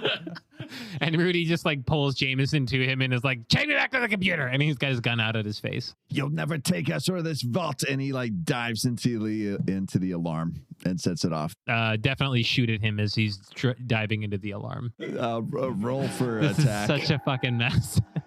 Is this how you thought it was going to go? Not at all. Not at all. Oh, it's an 18. Yeah, that hits. Okay, so he jumps and he hits it, but then catches a shot. Oh, that's 6 damage. Okay, so he collapses after hitting the alarm and he's still up. Roll for initiative, I guess. This feels like Baldur's Gate whenever you make the wrong like narrative decision. How do we like reload a previous save? He got a natural 1, so he draws his gun, fires it into his leg, hits the femoral artery, and he bleeds out. He's done. What about Felipe? Okay, Felipe, you just saw your parents are on the ground. Your dad's still alive. The overseer assistant just killed himself. What are you doing? Running. Okay, perfect. I also got a 19 to initiative. Okay, you're running. Do you fire at him before he goes? Think so. Yeah, Rudy's been around a while. He knows what's about to happen. So he just fires off at the guy running away as well. And it's a natural 1. Perfect. Okay, so you fire after him, and it like ricochets off the wall and hits the power box, and shuts down all the lights. Honestly, not the worst. Okay. Come back to the. Okay, so Petunia's locked herself in a storage. Is there anything resembling my father? My father in the storage closet. No. There is Sweetums, fancy lad snack cakes. Petunia screams out, son of a bitch! Opens the door, leaves the snack closet. All the lights are off. M4, where are you? He waves at you by the Sweetums like stack pile that in I'm the waiting by. fucking dark. Yeah, well, in the dark of the dining hall, while everyone's confused and my eyes are glowing blue. Okay, and then rewind 3 minutes. Okay, so the overseer's in there going off on the speech. This is what we need to end violence. This is going to stop the wasteland to give us control at last. You all are the best workers ever. Blah, blah, blah. And then the lights cut off, the alarm goes off, and then he gets escorted out by security guards, and then it is this dim dining. Yeah, I see a Petunia come out, and I kind of like blink at her with my glowing lights while my arm's waving, but it's dark, so she can't see, and be like, oh yeah, we're waiting for someone to meet up with us to explain the coup that's happening. Petunia's in a rage. Okay, I can't see because it's dark. She yells, M4, what you said was not funny. It's not okay to impersonate another person's father. You are correct. It is not a comical scene to impersonate another one's paternal figure. Let's go find the core and get the hell out of here. We need to find Rudy, destroy this core, replace it with whatever we got, and get out of here. Sounds like a reasonable plan. So let's move now. Well, I was told to wait here for a... Move now. Hey, I don't know what the hell's going on right now, but you're by the snack cakes. Great job. Yes, we've made it here. Who are you? You seem a little crazy right now, so I'm just going to dress Excuse me? You're wild. She flashes her piece. You can't see. It's dark. It's dark again. Unfazed. The sound of moving fabric. What are you doing? Moving quick? I don't know. I don't understand either. It is also dark for me, even though my eyes glow. I'm just talking to the glowing eyes here. Listen, I don't know what's going on, but this is perfect time for us. This vault sucks. Stuff is going down. Since the power went off, there's a bunch of us are gathering up, and we want to overpower things. Wonderful. We're looking to replace the core. Do you know how to get there? Yeah, it's in the overseer's office. Okay. Seems like a lot of backtracking for some of us, but understood. It most certainly is. Do you have access to level 3 for the overseer's office? I don't know where that is, actually. Do you have access to the overseer's office? Sure. The only one we don't have is access to level 4, which was really cool, but it doesn't matter anymore. Let's go. Sounds good. Yeah, let's go to the overseer. Petunia, let's go to the overseers. It seems that's the best option. I think so. Let's go. Lead the way, strange man. Or I'm a woman. I woman. can't actually tell. Yeah, a woman, My yes. name's Marla. Sorry, I couldn't tell. Well, it's dark, so I don't blame you. This way, I can get around in the dark. You hear screams as like the crowd is like running past the bodies in the hallway. There's 3 by now. Wow, that's a lot of bodies. All right, yep, this way to the elevator. All right. Has Rudy like cleared the area from where stuff was at before? You were going with Felipe, yeah? I shot at Felipe and Felipe ran off. Oh, But and you hit the power. yeah, I shot the power thing, but I was originally going to go back to the overseer's office, but I wonder if Rudy just forgets and hits the badge with the 4 on it and just goes down to floor 4. Sure, yeah, okay. So Just because he's curious what's down there for no reason. There's a 4 on this badge. I might as well just boop. it's red emergency lights because the power's out for the floor, but luckily the elevator still works. So you're in there, you hit 4, and it's like it's still open, and you make eye contact with Petunia and M4. Wait. I hold the door. Let us in. Rudy, we gotta go. You got a lot of blood on your shirt. Don't worry about Was it. that there earlier? What the No. fuck? We all pile into the elevator. Also, this is our new compatriot. Their name is, once again, Marla, pleased to meet you. they are of a female gender. Good. Okay. Cool. Great. Yeah. That's awesome and all. And Rudy gets distracted and does not hit the overseer's floor and takes him to floor 4. What? We're going to 4. Okay. Shit. Well, can you like stop it while it's already on the way? Like, can we hit 3 on the way? It's got to go down before it goes up again. Elevators. Wait, it's still going to pass 3 first. Okay, do you hit 3 before you hit? No, I definitely hit 4. No, we just hit 4. We're going to 4. There's no getting away Our from it now. discussion of this takes too long, and we miss it, and we end up at 4 before the door opens anyways. I can already see Suarez like showing up on floor 1 with like guns and stuff. Everyone's gone. No one's there No anymore. one's there. Yeah. Yes, Felipe and Estefanez. Yeah, they're fully decked out. They've got, there's a T-61 power armor in the armory. They're both outfitted with it. They've got the Fat Man and the Gauss rifles. They're fully decked out. And then they're just like, shit, we're too late. Okay. Level 4. Level 4. Give us that level 4 goodness. Okay. Gonna pivot. Joe, you're now Marla. Okay. I'm Marla. Ding dong. And then the door opens and you're on floor 4. And this says, "Welcome to prison." Is a sign up on top. And you just see like there's a long hallway. There's some guards that have been taken out. And it looks like infighting from when the power went out. Some of the cell doors opened, and all the people that were inside have now gone outside, and they're rioting and fighting against the guards. Honestly, this seems like that's on them. They shouldn't have the doors open for violent criminals when the power fails. Correct. Criminals should be locked behind bars. Floor 3? Floor 3. Okay, so you just see this like sea of people fighting and prisoners revolting. And Is there anybody like whose attention we can get, or like is there anybody who seems lucid, or is it just like a slugfest going on right now? It's a slugfest. There's Securitrons just blasting lasers out into the crowd. I mean, people are dropping left and right. You don't know who's on which side. They're all wearing Vault 57 outfits. Very confusing. And it's dark. Petunia takes her rock-filled junk jet and fires blindly. Oh my God. Is this something your father had told you to do? You didn't even say like my father. Are you doing okay? Okay, just roll a d20. Let's see how many people you kill. Before she fires it, she says, my daddy always told me, fire blindly. I want to speak ill of the definitely dead, but like you should maybe not take all of his advice so blindly. Rolling a d20, that was 17. Oh my God. Yeah, you just unload into this crowd. You hit a Securitron that immediately just bursts into flames from the rocks and starts. And now there's a fire going on the left side of the walls. Someone put up curtains on the cells, which is a disastrous idea. So that fire is starting, and you see 7 perish in the flames from that. They're running around. And then the other rocks hit some of the hanging ceiling lights, and those kind of dip down and smash into another 3. And then the other 4 just get clipped with rocks, just plain old-fashioned rocks to the body and go down. And then the elevator door closes. Rudy slow claps. Then there's an automated voiceover message. Thanks for visiting the prison floor. Next stop. Rudy presses the floor 3 button. Okay, back to Overseer. I've had enough of this. Hey, no, yeah, that's cool. You seem like you've had enough. Do you want me to take the junk jet? Actually, I can take that from you.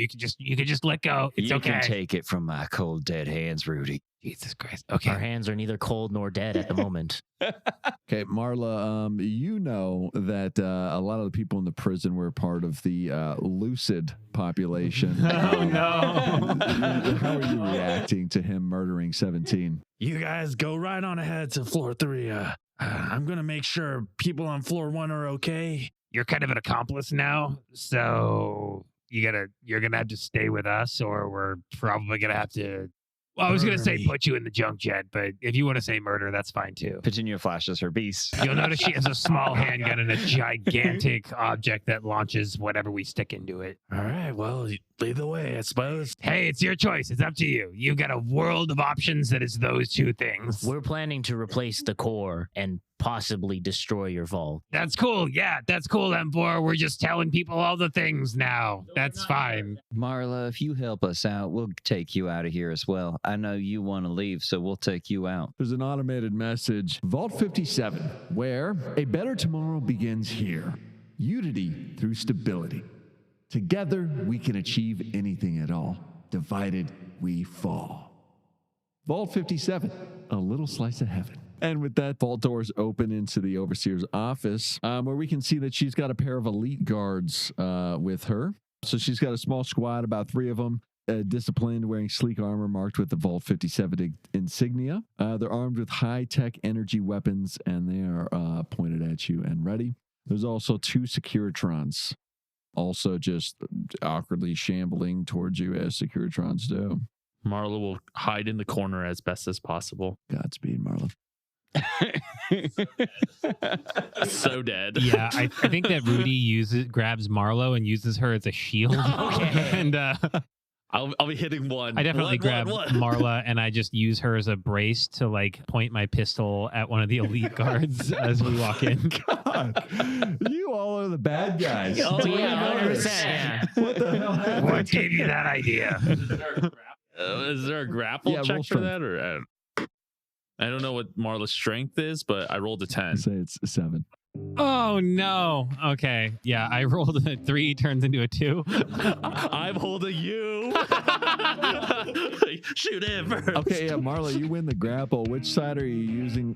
Towards the psychopaths that just murdered 17 of your friends, or towards the overseer that you hate? Like, what are you doing with your human shield? I'm just hoping that I'm trying to be as far back as possible. So we're just both trying to get behind each other. Yeah. Marla wins the spin-off and shoves Rudy forward into the office. Marla, you're still in the elevator? That's what you want to do. And I'm hitting the 1. Okay. Well, the overseer also is. Well, what are you doing first? I guess. Yeah. Let's get into that. Petunia, is there anything on the floor that I can readily grab?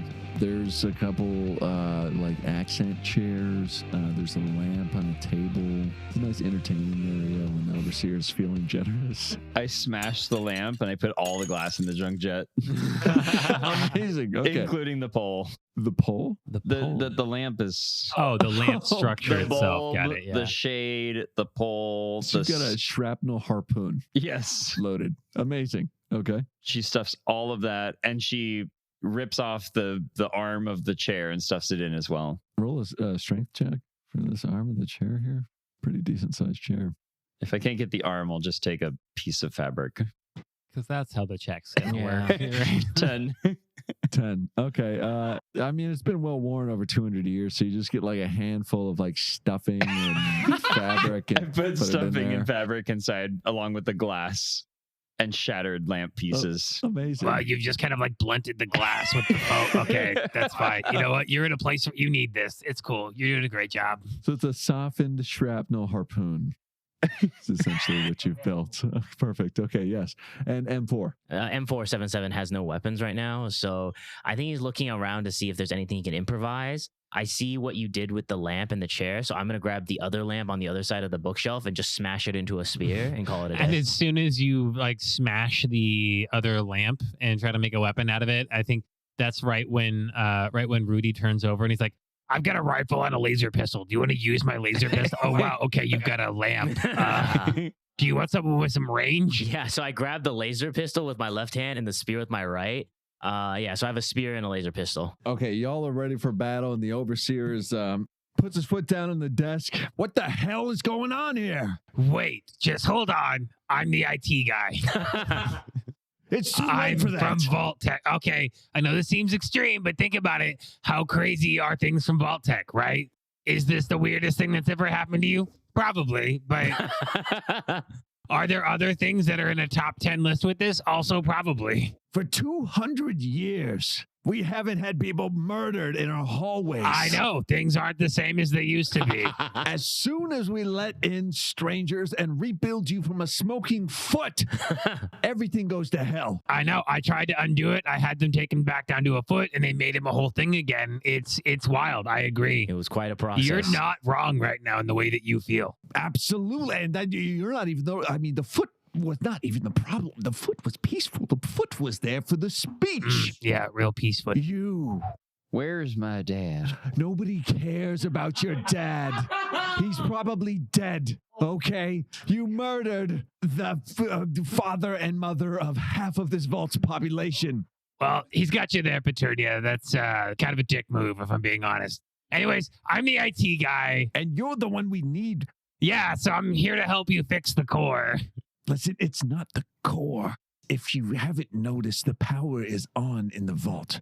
We called you for the core, but it's not the core. Right. Okay, wait. You called me for the core, but it's not the core. Why don't you tell me what it's about? You seem to have all the information. We have no fusion cores, okay? This vault was an experiment for 200 years.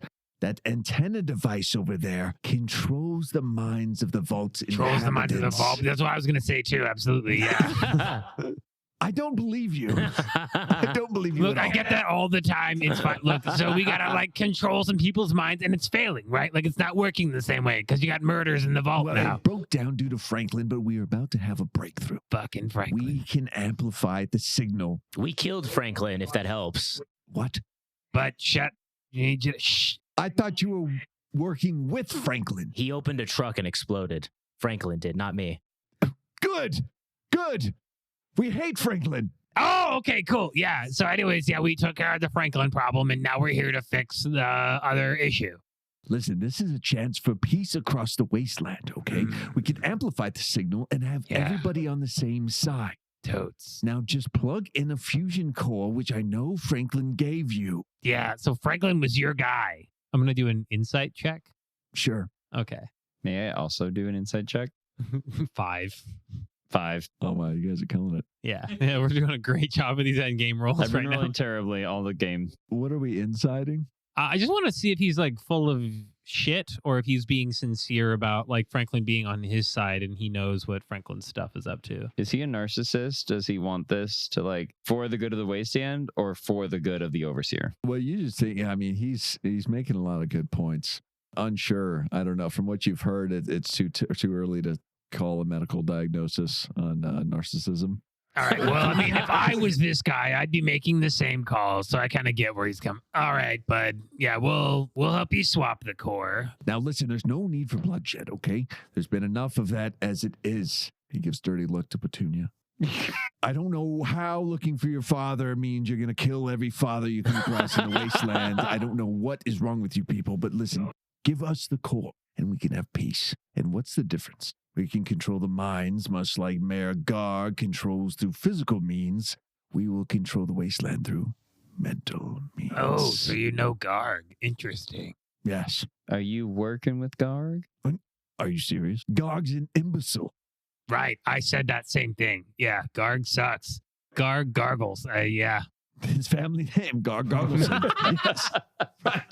No. The first order of business is we're going to turn against Garg and we're going to take over that settlement in the wasteland and then spread from there. So when we put the Franklin core in place with the antenna, obviously that will. And then Rudy does a bunch of like hand gestures to try to lead him into saying the rest of it. That will allow whoever inhabits this chamber to control the wasteland towards a common good. To the common good, right? Yeah, I was thinking the same thing. Okay, Who cool. else is going to run it but me? I've ran a successful vault for 200 years. Right, absolutely. Definitely you. Till today.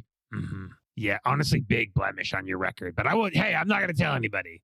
I think that Rudy takes out the core that's not marked with an X to indicate the one that came from Franklin.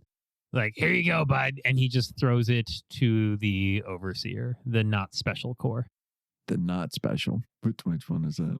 Well, Klaus gave you one as well. That was the like Russian dude with like the one saying destroy the tampered one. That's the one. I'm trying to give him the tampered one. Yeah. The tampered one. Mm-hmm. Okay. Oh, so I give him the one with the X on it, actually. I'm like, yeah, here we go. X marks the spot. This is the one. and I hand him the core. Perfect. Beautiful. Finally. The wasteland will finally know peace. And he like enters in the terminal all excitedly. Boop, boop, boop, boop, boop, boop. You know what they say? Peace Peace never changes. That's good. Sorry, I thought something epic was going to happen after I said that. I just feel no. Anyways, sorry, you were doing a thing. The little door to the plexiglass beep unlocks, and then he goes in and he inserts the core into the antenna device. Rudy like plugs his fingers in his ears and just like hunches over slightly.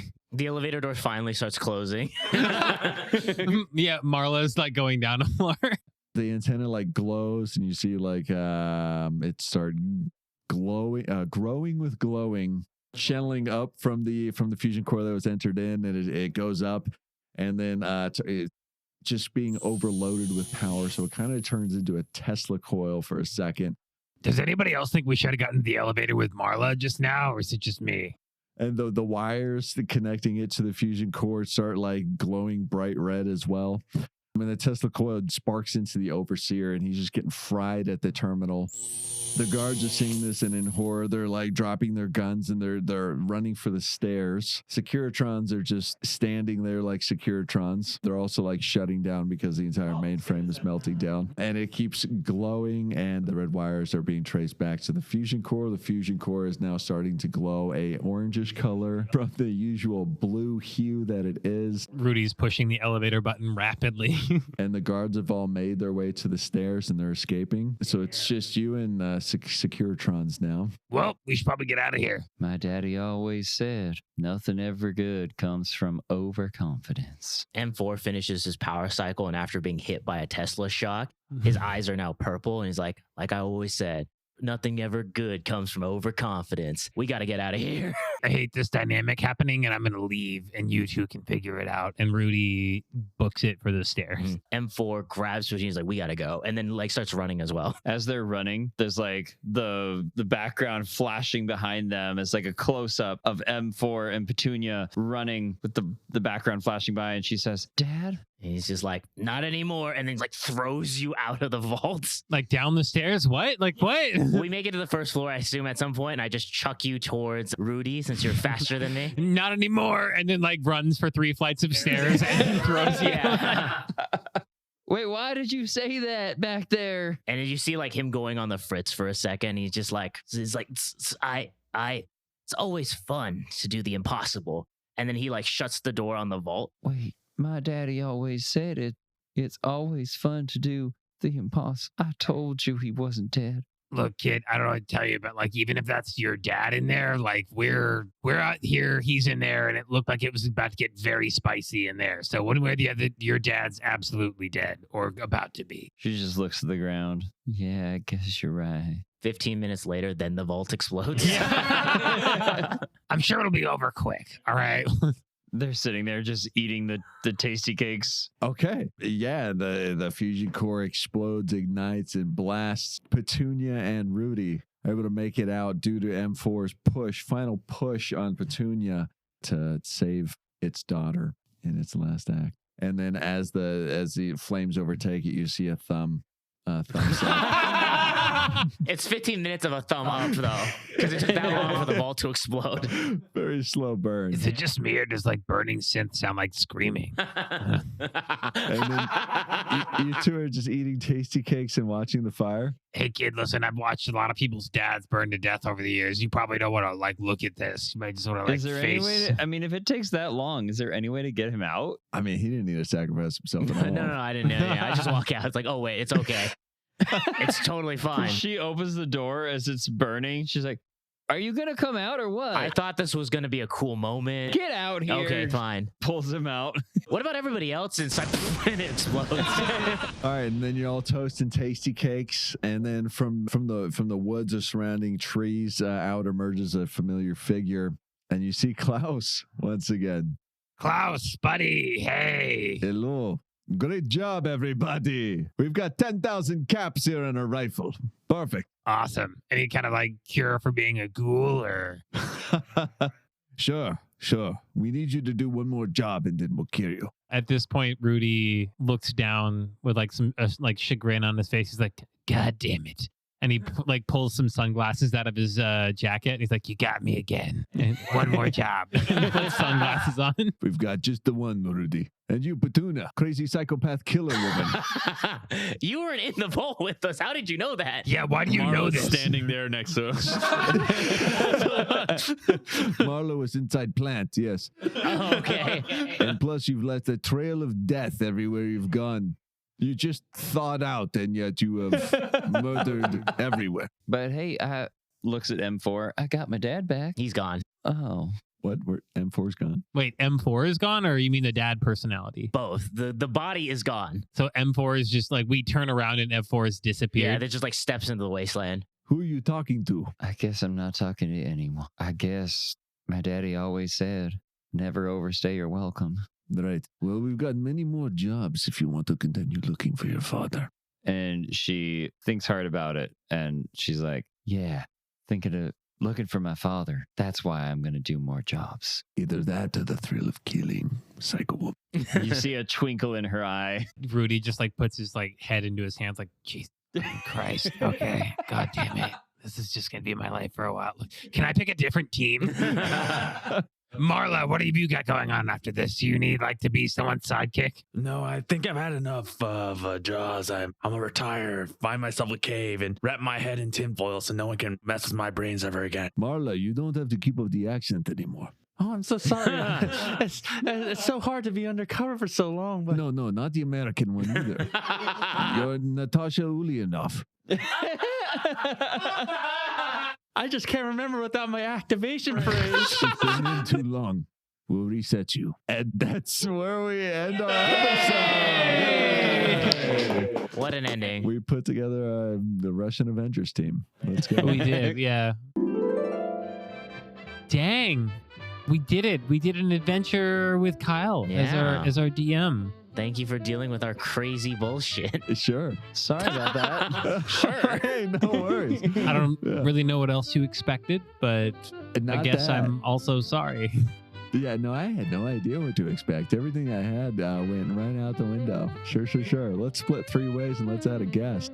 Yeah. Oh, yeah. Why Oh, yeah. not? First off, I'm trying to think back to my goals here. I think one of the goals was we're going to be in a vault for the entire episode, so I was hoping that it didn't feel too restricted, too confined to one like very similar location. I don't know that I did that well. There was entryway, dining hall, and overseer's office. And Walt's front door. No, but the thing I'll say about that is like I always felt like I had the decision to go find a different thing. Like Petunia found the storage area. I found the overseer's office. Like we got to the places where we wanted to be. Mhm. It's not like there was ever a point where I was like, I want to go to the refrigerator, and you're like, fuck you, this vault doesn't have refrigerators. Like, We don't do cooling. yeah. Exactly. So I don't know. I didn't feel railroaded into a location per se. I mean, you let me go into the storage closet, even though you told me there was nothing in there. Yeah, that's really funny. No, I agree with Josh. I didn't feel like it felt trapped. I felt like there was a lot of options, and what makes like D&D or tabletop role-playing games very unique is that like unlike a video game where like you're coded to like a very limited amount of locations you can enter, here it very felt like, oh, anything we were curious about we could go to. I think for me it was just hard to figure out where the rails are supposed to go, and I was like, okay, I think he wants us to listen to the overseer speech, so I'm gonna go there, but I don't want to hinder other people. Another one of your items on your list was maintaining the tone. How do you feel about that? I feel like we hit it better with the first one. I feel like it got pretty dark, the second one. It got pretty Fallout-y like our way through. Sorry. I mean, you're killing 17 with just rock shotgun blasts. Poor elderly couple. Oh, Yeah. Just Yeah, honestly, there was a absolutely brutal series of murders in this that we should talk about for sure. Just in the hallway in front of Walt's door. What the fuck? Fucking 3 people died there. I should have put alignment restrictions. Yeah, honestly, Chaotic maybe. evil. I did not expect it to go this way. You were the one killing. Yeah, you did. You did the killing, sir. I know. Yeah, I called your father an idiot. Bam. So another thing on your list was calling out like skill checks. How do you feel like you did on the skill checks this time? I feel like I did better this time than last time, but I was worried that it was like slowing down some, and they seemed like, I don't know. I feel like there was more opportunities to do them, but I feel like they were slowing down and just becoming a drag, so I was still skipping some, but I think I did more in part 2 than in part 1, for sure. I think you did some thoughtful skips on some of them too, especially when it came to like killing an unimportant NPC and stuff like that. And then where it mattered, like me trying to break into the computer and the check not working, I was like, yeah, that's how that had to go. Absolutely. So I also felt like really solid on like the number of checks where you didn't. I got why, like as a player, even narratively, like we're just trying to do a thing, and that's something we can assume about someone's abilities. So Yeah, I think the only check that I was like concerned of was the 7 that he hit with the cards that he was distracting him with. That one felt like a pretty big failure, but like you gave it the pass, so like I can't like jump in and be like, that's not the right call. Oh man. yeah, I was curious about that moment. So like I rolled a 7, but you gave us like the pass on that or the win. Was that where you were like, well, this is maybe not so important, or what made you decide that was a passing check? That one, I was just very confused on what was about to happen, because he would have seen a murder, he would have hit the alarm, then we'd have combat in the dining hall, the hallway where he slaughtered innocents, and then the overseer office. And so that'd be 3 separate combats across like the entire vault at that point. And I was like, how the hell am I going to structure this? Oh man, and you're DMing for a table full of DMs right now, so I'm very curious, how would everybody else have played that situation? You had a character do a pretty brutal fail looking to distract somebody from the surprise murder fest happening that would have just set off all of the alarm bells. Chris, what do you think? Honestly, the way that you, Josh, described the way that you did it, like you described the action in great detail. You tried to do a card trick, you intentionally like did it bad and flipped all the cards on the ground. That level of detail of explanation, like I would have given extra to that, or at least would have given advantage. Yeah, that's what I was thinking too, is I would have done some kind of like advantage thing to manage the throw, but even so, I totally see the way clear to like like letting the call happen the way it did too. Yeah. Yeah, I would have done the same thing in Kyle's shoes. All right. What do you think, Joe? Yeah, I assuming that I had not given advantage at that point, and I had seen the 7 straight to jail. Okay. You have a prison. This person deserves to go to prison and sort out all the other shit. And now it's a prison break thing, or maybe I don't know. Like I think there's a way to go about it with like it was definitely like tension was rising, and it was like a moment of either we break the tension of like this person's going to jail, or like we keep escalating, and then you chose to keep escalating, which I think was fine, honestly. Like that would have been good, because then I feel like I wouldn't have had to like awkwardly mention, well, what about floor 4? And, like, Oh, because we would have just been in floor 4 for jail. yeah, time to go to floor 4, and then we just fade to black on your character. Yeah, that'd be kind that of would have sick. been a fun. Then we could okay. have a like wake up and you're in prison, interact with prisoners, and then Marlo would have taken you to 4. I will say from a time perspective that maybe would have gotten away from us a little bit, but let's fast forward to Daniel's thoughts on it. Yeah, my thoughts is I'd just kill all of you and end the game there. Hit the time slot perfectly. No, obviously not. I think, assuming obviously the advantage didn't hit with the details, then the failure seems like the target would have been like, oh, Petunia is the one causing the problems. Then we would say the alarm goes off, everyone's focusing on Petunia. Petunia gets some time to try to roleplay and get out of the situation, whether she crawls through vents or whatever, or she gets caught and goes to jail. That also works. It also gives Josh's character Rudy some time to explore the Overseer on his own, because now there is an excuse for why he could be left there alone. But there's a lot of ways to play it. I'm not saying it's like the wrong call. It was just like at the time I was like, ooh, that like jarred me for a second. That's all. Gotcha.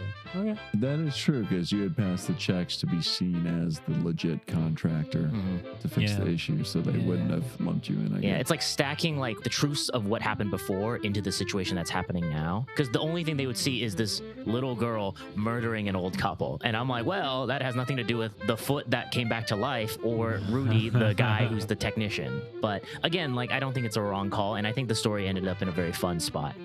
Ah, interesting. Yeah. So call the humor and luck system usage. I think the humor was still there, and we had a luck roll, so I think that still works. So there was luck there, yeah, somewhere.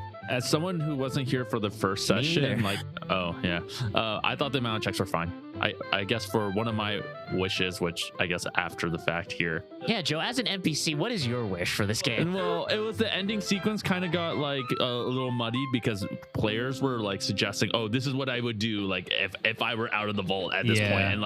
And what the exact timeline was a little unclear, and like we could have, if we had played it out beat by beat, it could have been a cool moment where this robot fella sacrifices himself, closing the door behind him in order to spare everyone else, feeling the shockwave behind him. Like, you could have really drawn it out and made it like a dramatic beat and like a nice sacrifice at the end. But in the end, it was, oh, haha, I'm behind this door this whole time. You know, like, It was a funny beat.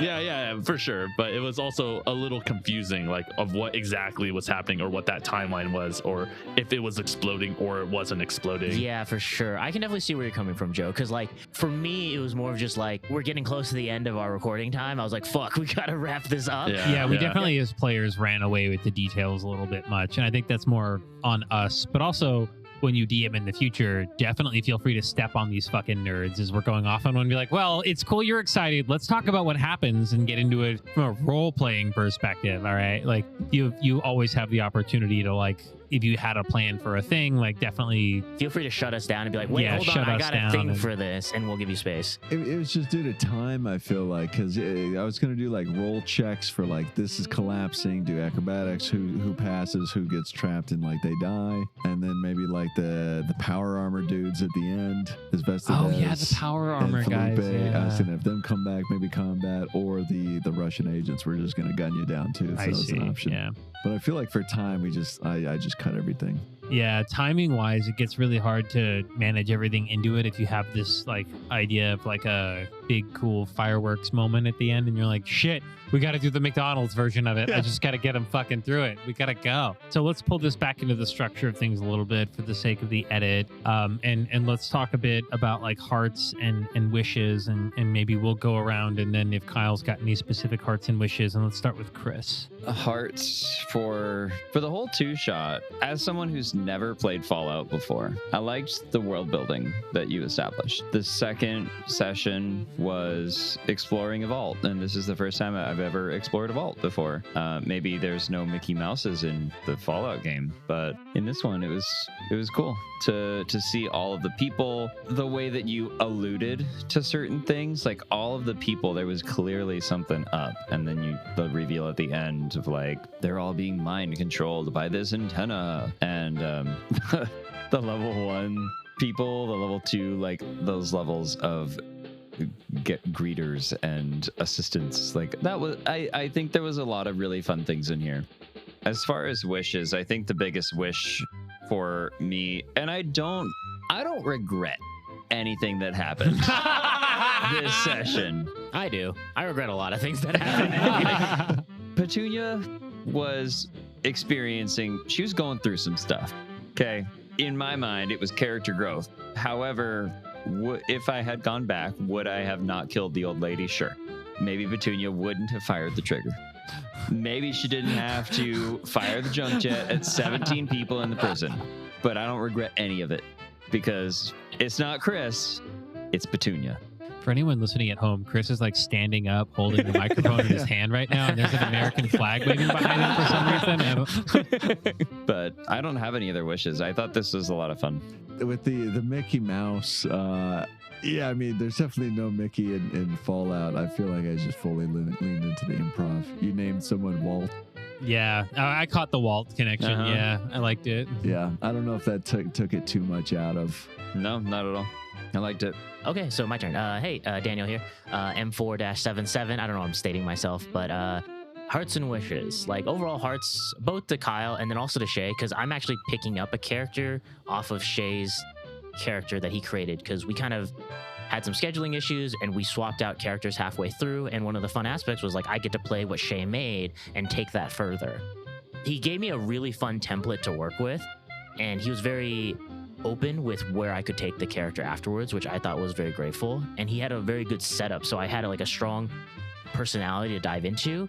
I wasn't sure if I was able to mimic it exactly, which I don't think I would be able to because I'm not Shea, but I tried to give it my own personal flair, though I felt like my character turned more Vulcan-y halfway through than actually like, absolutely. Yeah, Absolutely it became accurate. so Vulcan-y halfway through, and I was like, damn it, whatever. But I had created this character with the idea that spoilers if this ever comes up in the future, M4-77 has like personality aspects of Petunia's father, and I had discussed this with Kyle and Chris beforehand and wanted to blend that in.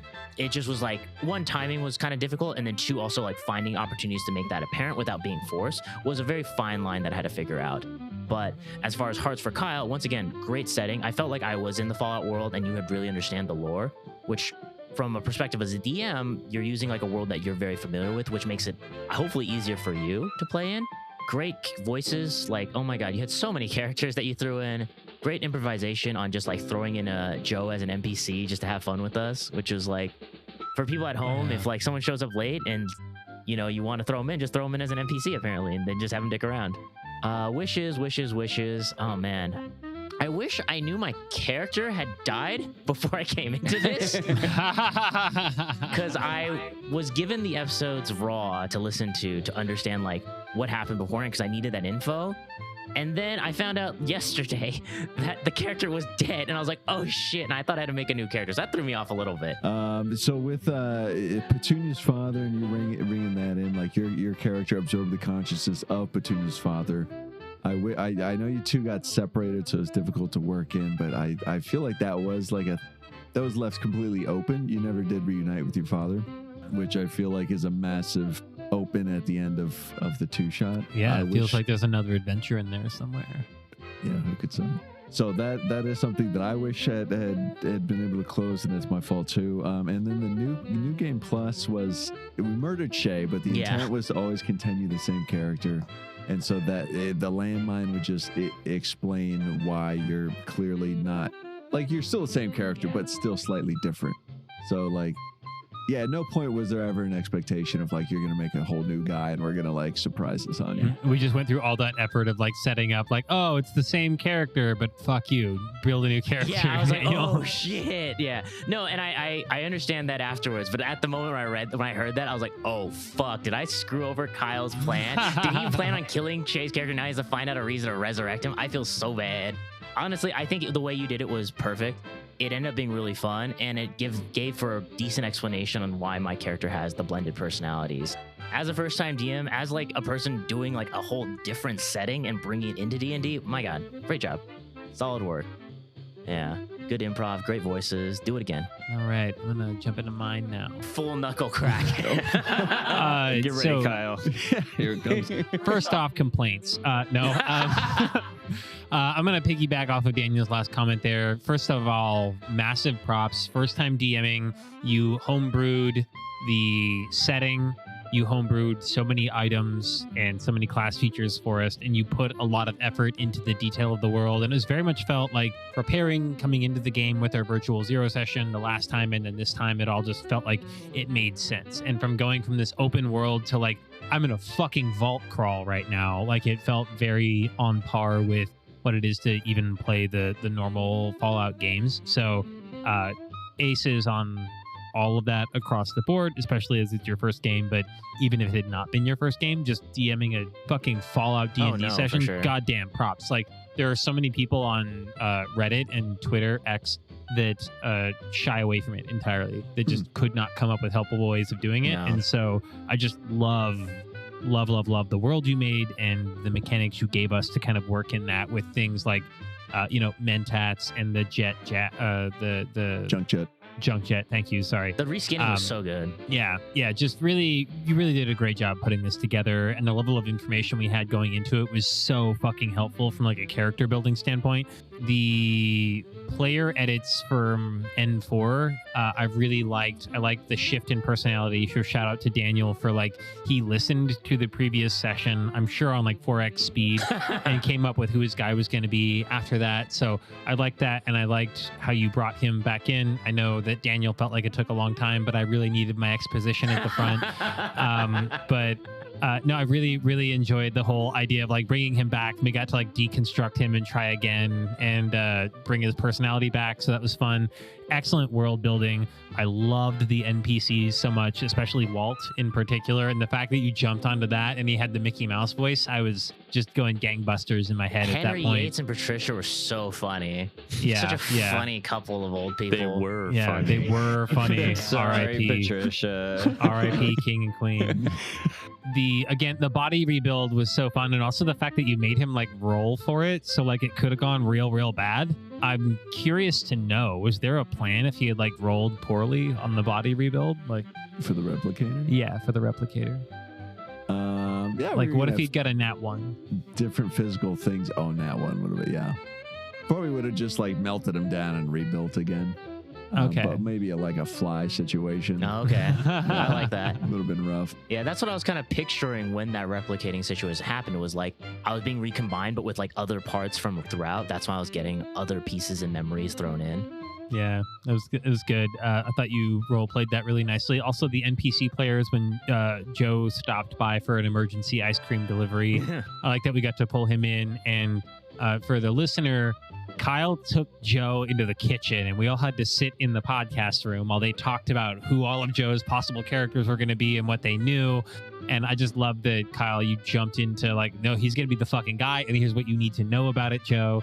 Joe was really game, and it was very fun to have those people in, and there were like moments of like meaningful like backstory content fulfillment that I just very much enjoyed as the player, and knowing the like quick effort that it took to go into that. So just polite golf clap for you guys. Yeah, somehow Joe got into the scenes much quicker than I did. No, I'm kidding. Yeah. Yeah, it definitely took me a second. Like I just kind of got a bullet point of this is what's happening in the vault. You could be either one of those two sides. Just keep that in mind. Yeah. I'm like, all right. Yeah, I'll just, the loyalists of the rebellion. yeah. A few wishes that I'll run through here, and then I'll wrap up with a final heart.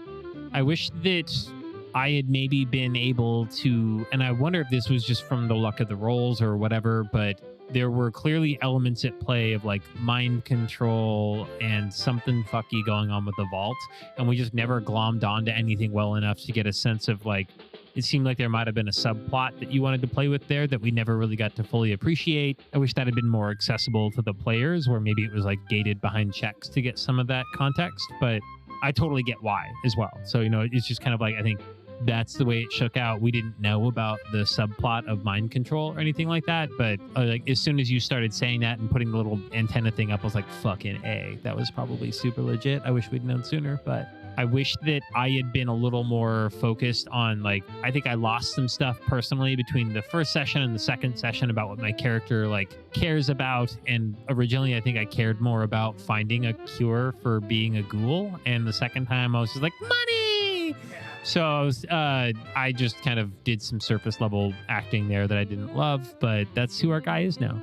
I almost wish that we had, especially when we found this like third fucking personality inside of the synth that was somehow absorbed, like M4 had Petunia's father going on inside of him, as like Alan or whatever. I almost wish we'd had like another session or two to play with under, like that felt like a really cool piece of like character building and like story arc stuff that just would have been more fun to explore, that I don't think we had enough time to really get into. Personally, I feel like the Vault had like a whole nother session to play with, just with like how there's two factions and stuff. It felt like there's like, agreed. Like, yep. Not to say like the first session was like not like useful for anything, but it felt like it was leading up to the Vault, and then the Vault had this whole branching story arc. It's like Baldur's Gate, you get to the Druid Cove, but then also there's also the goblins that you have to figure out, and there's 3 bosses in there that you have to deal with. And then in the last scene with the bad guys, I feel like on one hand, I loved that I could stay the IT guy and fuck around with that. So much fun. It was maybe too easy. It was maybe too easy to get away with that because I didn't have to do any real checks around like, oh, no, wait. I'm the IT guy, though. Like, I'm just here to help you. And I expected, as the player, more pushback on that. Like, as soon as you started setting up the stuff in the room, I was like, oh, we did not do a good job, and our characters are going to fucking die in this room. But we didn't, and I'm not mad about it, but I think you would have been well within your rights as the DM to put us in a fucking situation and be like, oh yeah, I gave you so many opportunities to prepare for this and you didn't, and we would have just died in the room with the automatons and the 2 elite guards and the overseer. But or had a big ass fight. Yeah, or at least had a really big ass fight that maybe went well. Yeah, but or not well. Who knows? Yeah. But the end did seem like, oh, the computer guy. Yeah, all right, that's fine. And I was like, everyone's really cool about the computer guy. Whatever. Yeah. I'm the IT guy. That's right. Nat fucking 20, baby. It definitely made sense doing the overseer the first time because you rolled the charisma check and you passed. Yeah. The first time I definitely agree. Yeah. All right. But I also get it from a time perspective too, right? Like you're trying to be like, okay, but we've done the things and like we can slug it out in here or whatever. And again, if we had gone the third session, I could see a way of like making those things clear or figuring it out, or like there could be a more rewarding way for us to all die after charging in like fools and not taking all of the hints you were spoon feeding us the entire way. Feel free to punish your players. Yeah. Definitely. Like I'm always ready to die with my guy. But beyond that, what I'll say is that caveat there, my last heart on the end of the wishes is you did some very thoughtful editing for the table and the room and the time that we knew we had. And so all of those things that I said, you can also basically ignore, because I think you would have done those things if we knew we were going to do another session. So I think your instincts are all in the right place. And that's most of the wishes come from a selfish place of like, I just want to see more without needing to do the time. And like with video games, I feel like you can do that. You can fuck around. You can go explore all the things. Hit the save like, states, come back. Yeah. Yeah. And like with a TTRPG, it's like, okay, well, you guys done fucked up. And like now you've murdered you've murdered the parents of everybody in the vault. So you got to deal with that now. And to be fair, the dad is not dead. Sorry, you previously wounded the father and murdered the mother of everybody in the vault. The vault exploded. The Vault-Tec does explode. Oh yeah, they're dead. Yeah, so they're dead. They're dead. Henry is no more. But I've really loved so much about this. Like 99% of anything that I have to say is a firm heart. Like this was so fun. And I would honestly even play it again with different characters just to see how it goes another time, like with the exact same adventure. Like it just seems like it'd be really fun to try to figure out another way. This is actually publishable, I would say, from a story perspective. Yeah. Not from a player perspective, but from a story perspective, yes. Yeah, don't publish anything of the player characters. Those are atrocities. But no, I agree with Daniel. I think that there's a very reusable adventure in this that's very fun. And I just can't say enough how much of a great job you did. And I really appreciated you DMing for us. Thank you. Kyle, I thought it was great. Thanks. Yeah, I was just gonna say it was just all due to time. There's a whole narrative of like it's slowly kind of revealed. You come in, things aren't right. You go to the hall, you meet the Resistance, Marla lady, much bigger part, and then you meet more people from there, and they kind of like edge on and let you know more of what's going on. The edging, I see. Yeah, it's a nice edging. A good edging story. Yeah. Yeah. Got The it. Bloodbinga tree loves that. Loves a good edge. Between the edges and the goons. Yeah. But just the entire narrative exploded when y'all went three ways, and I didn't know what to do That's there. absolutely I fair. had no Yep. idea. So I don't know. I was just trying to get back to the rails, but the rails were already gone, and we were on like a new amusement park ride at that point. So I should have abandoned the rails. No, but you And did a just good job crafted of, new I think, ones. managing in between anyways. Yeah, I just want to mention some other hearts that I had. Let's go. Namely, being thrown into this mix, like I didn't know anything that was going on, and then I was suddenly some attendant greeter down, and I played it as best as I could, or whatever I got, kind of trying to pick up as much as I could. And then only hearing it after the fact, like, oh, there's these two factions on both sides. I thought it made it really interesting thinking back on it. Like, oh, this guy, he was like, he could think for himself, but he chooses not to because he just wants to fit in and like not be a problem. Wants to be on the winning team. Yeah. So he's just like this like weird outlier in this whole mix, you know, and like thinking back on it, I'm like, oh, that's accidentally good roleplay. Yeah, honestly, big props on Joe for just jumping in here and being like, oh, Yeah. everyone's on a microphone. Let me get in there and I'll do an NPC. That's tough. Something else that that you did a really good job on is you prep for the right things. Like sometimes people prepare as a DM and they prepare like all these random ass details that are never going to come up, and like it doesn't really matter, but you really focus on just the story beat, and like that's the part that really matters when you DM and prep for something. So like you did a really good job on prep. Just want to say thank you for everybody being patient with me on my first time. Yeah, I had no idea it all happened so fast. you know? Yeah, right. I had no idea what I was doing for half of the stuff, but y'all are, I don't know, it just felt like one big improv show. And who else better to do it with than improvisers, really? So thank you all for being so great. Last question for me. Would you ever want to DM again? Yeah, let's go. Yeah. Yeah! All our world's made, that? or who knows what the world will be. I have a couple of shout outs. First off, before we wrap things, is Reroll Crafts, rerollcrafts.com. I used one of their cool little potion dice bags for my dice today. It was just really dope. Quality products. Highly recommend it. Check them out. Again, rerollcrafts.com. And then One Shot at a Time, before Chris gets a chance to plug it before me. One Shot at a Time, our sister podcast that is... where we occasionally talk about how we plan for some of the shit that we do on this show, and then they plan a bunch of other shit that happens in theory in other game sessions. So definitely a great time. Go check that show out. It's got Daniel Locke, who is here at the table with us, and our other occasional friend and player, Daniel Lee, who is currently hanging out in good old Japan. Okay, and then I have one last one shout out. This is for @Softboiled LLC. It's a art Instagram that also shows up as conventions, doing Artist Alley. Check out their prints. It's run by my wife, Tara, and eventually she'll set up a store. So please buy stuff and, like, comment, subscribe, all the lovely stuff.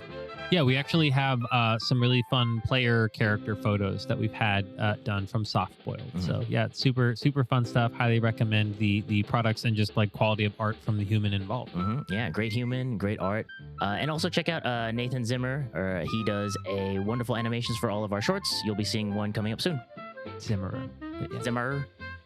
That's great. This is going to work great on radio. Sorry, yeah, yeah. absolutely. Yeah. Awesome. So this has been another episode of Crash Course DM, bringing you new episodes every other week on YouTube, Spotify, and your favorite podcasting platform of choice. And remember that word of mouth is our best friend right now. So please tell your friends, your family, your enemies all about the show. And we'll catch you here in a couple weeks. Bye.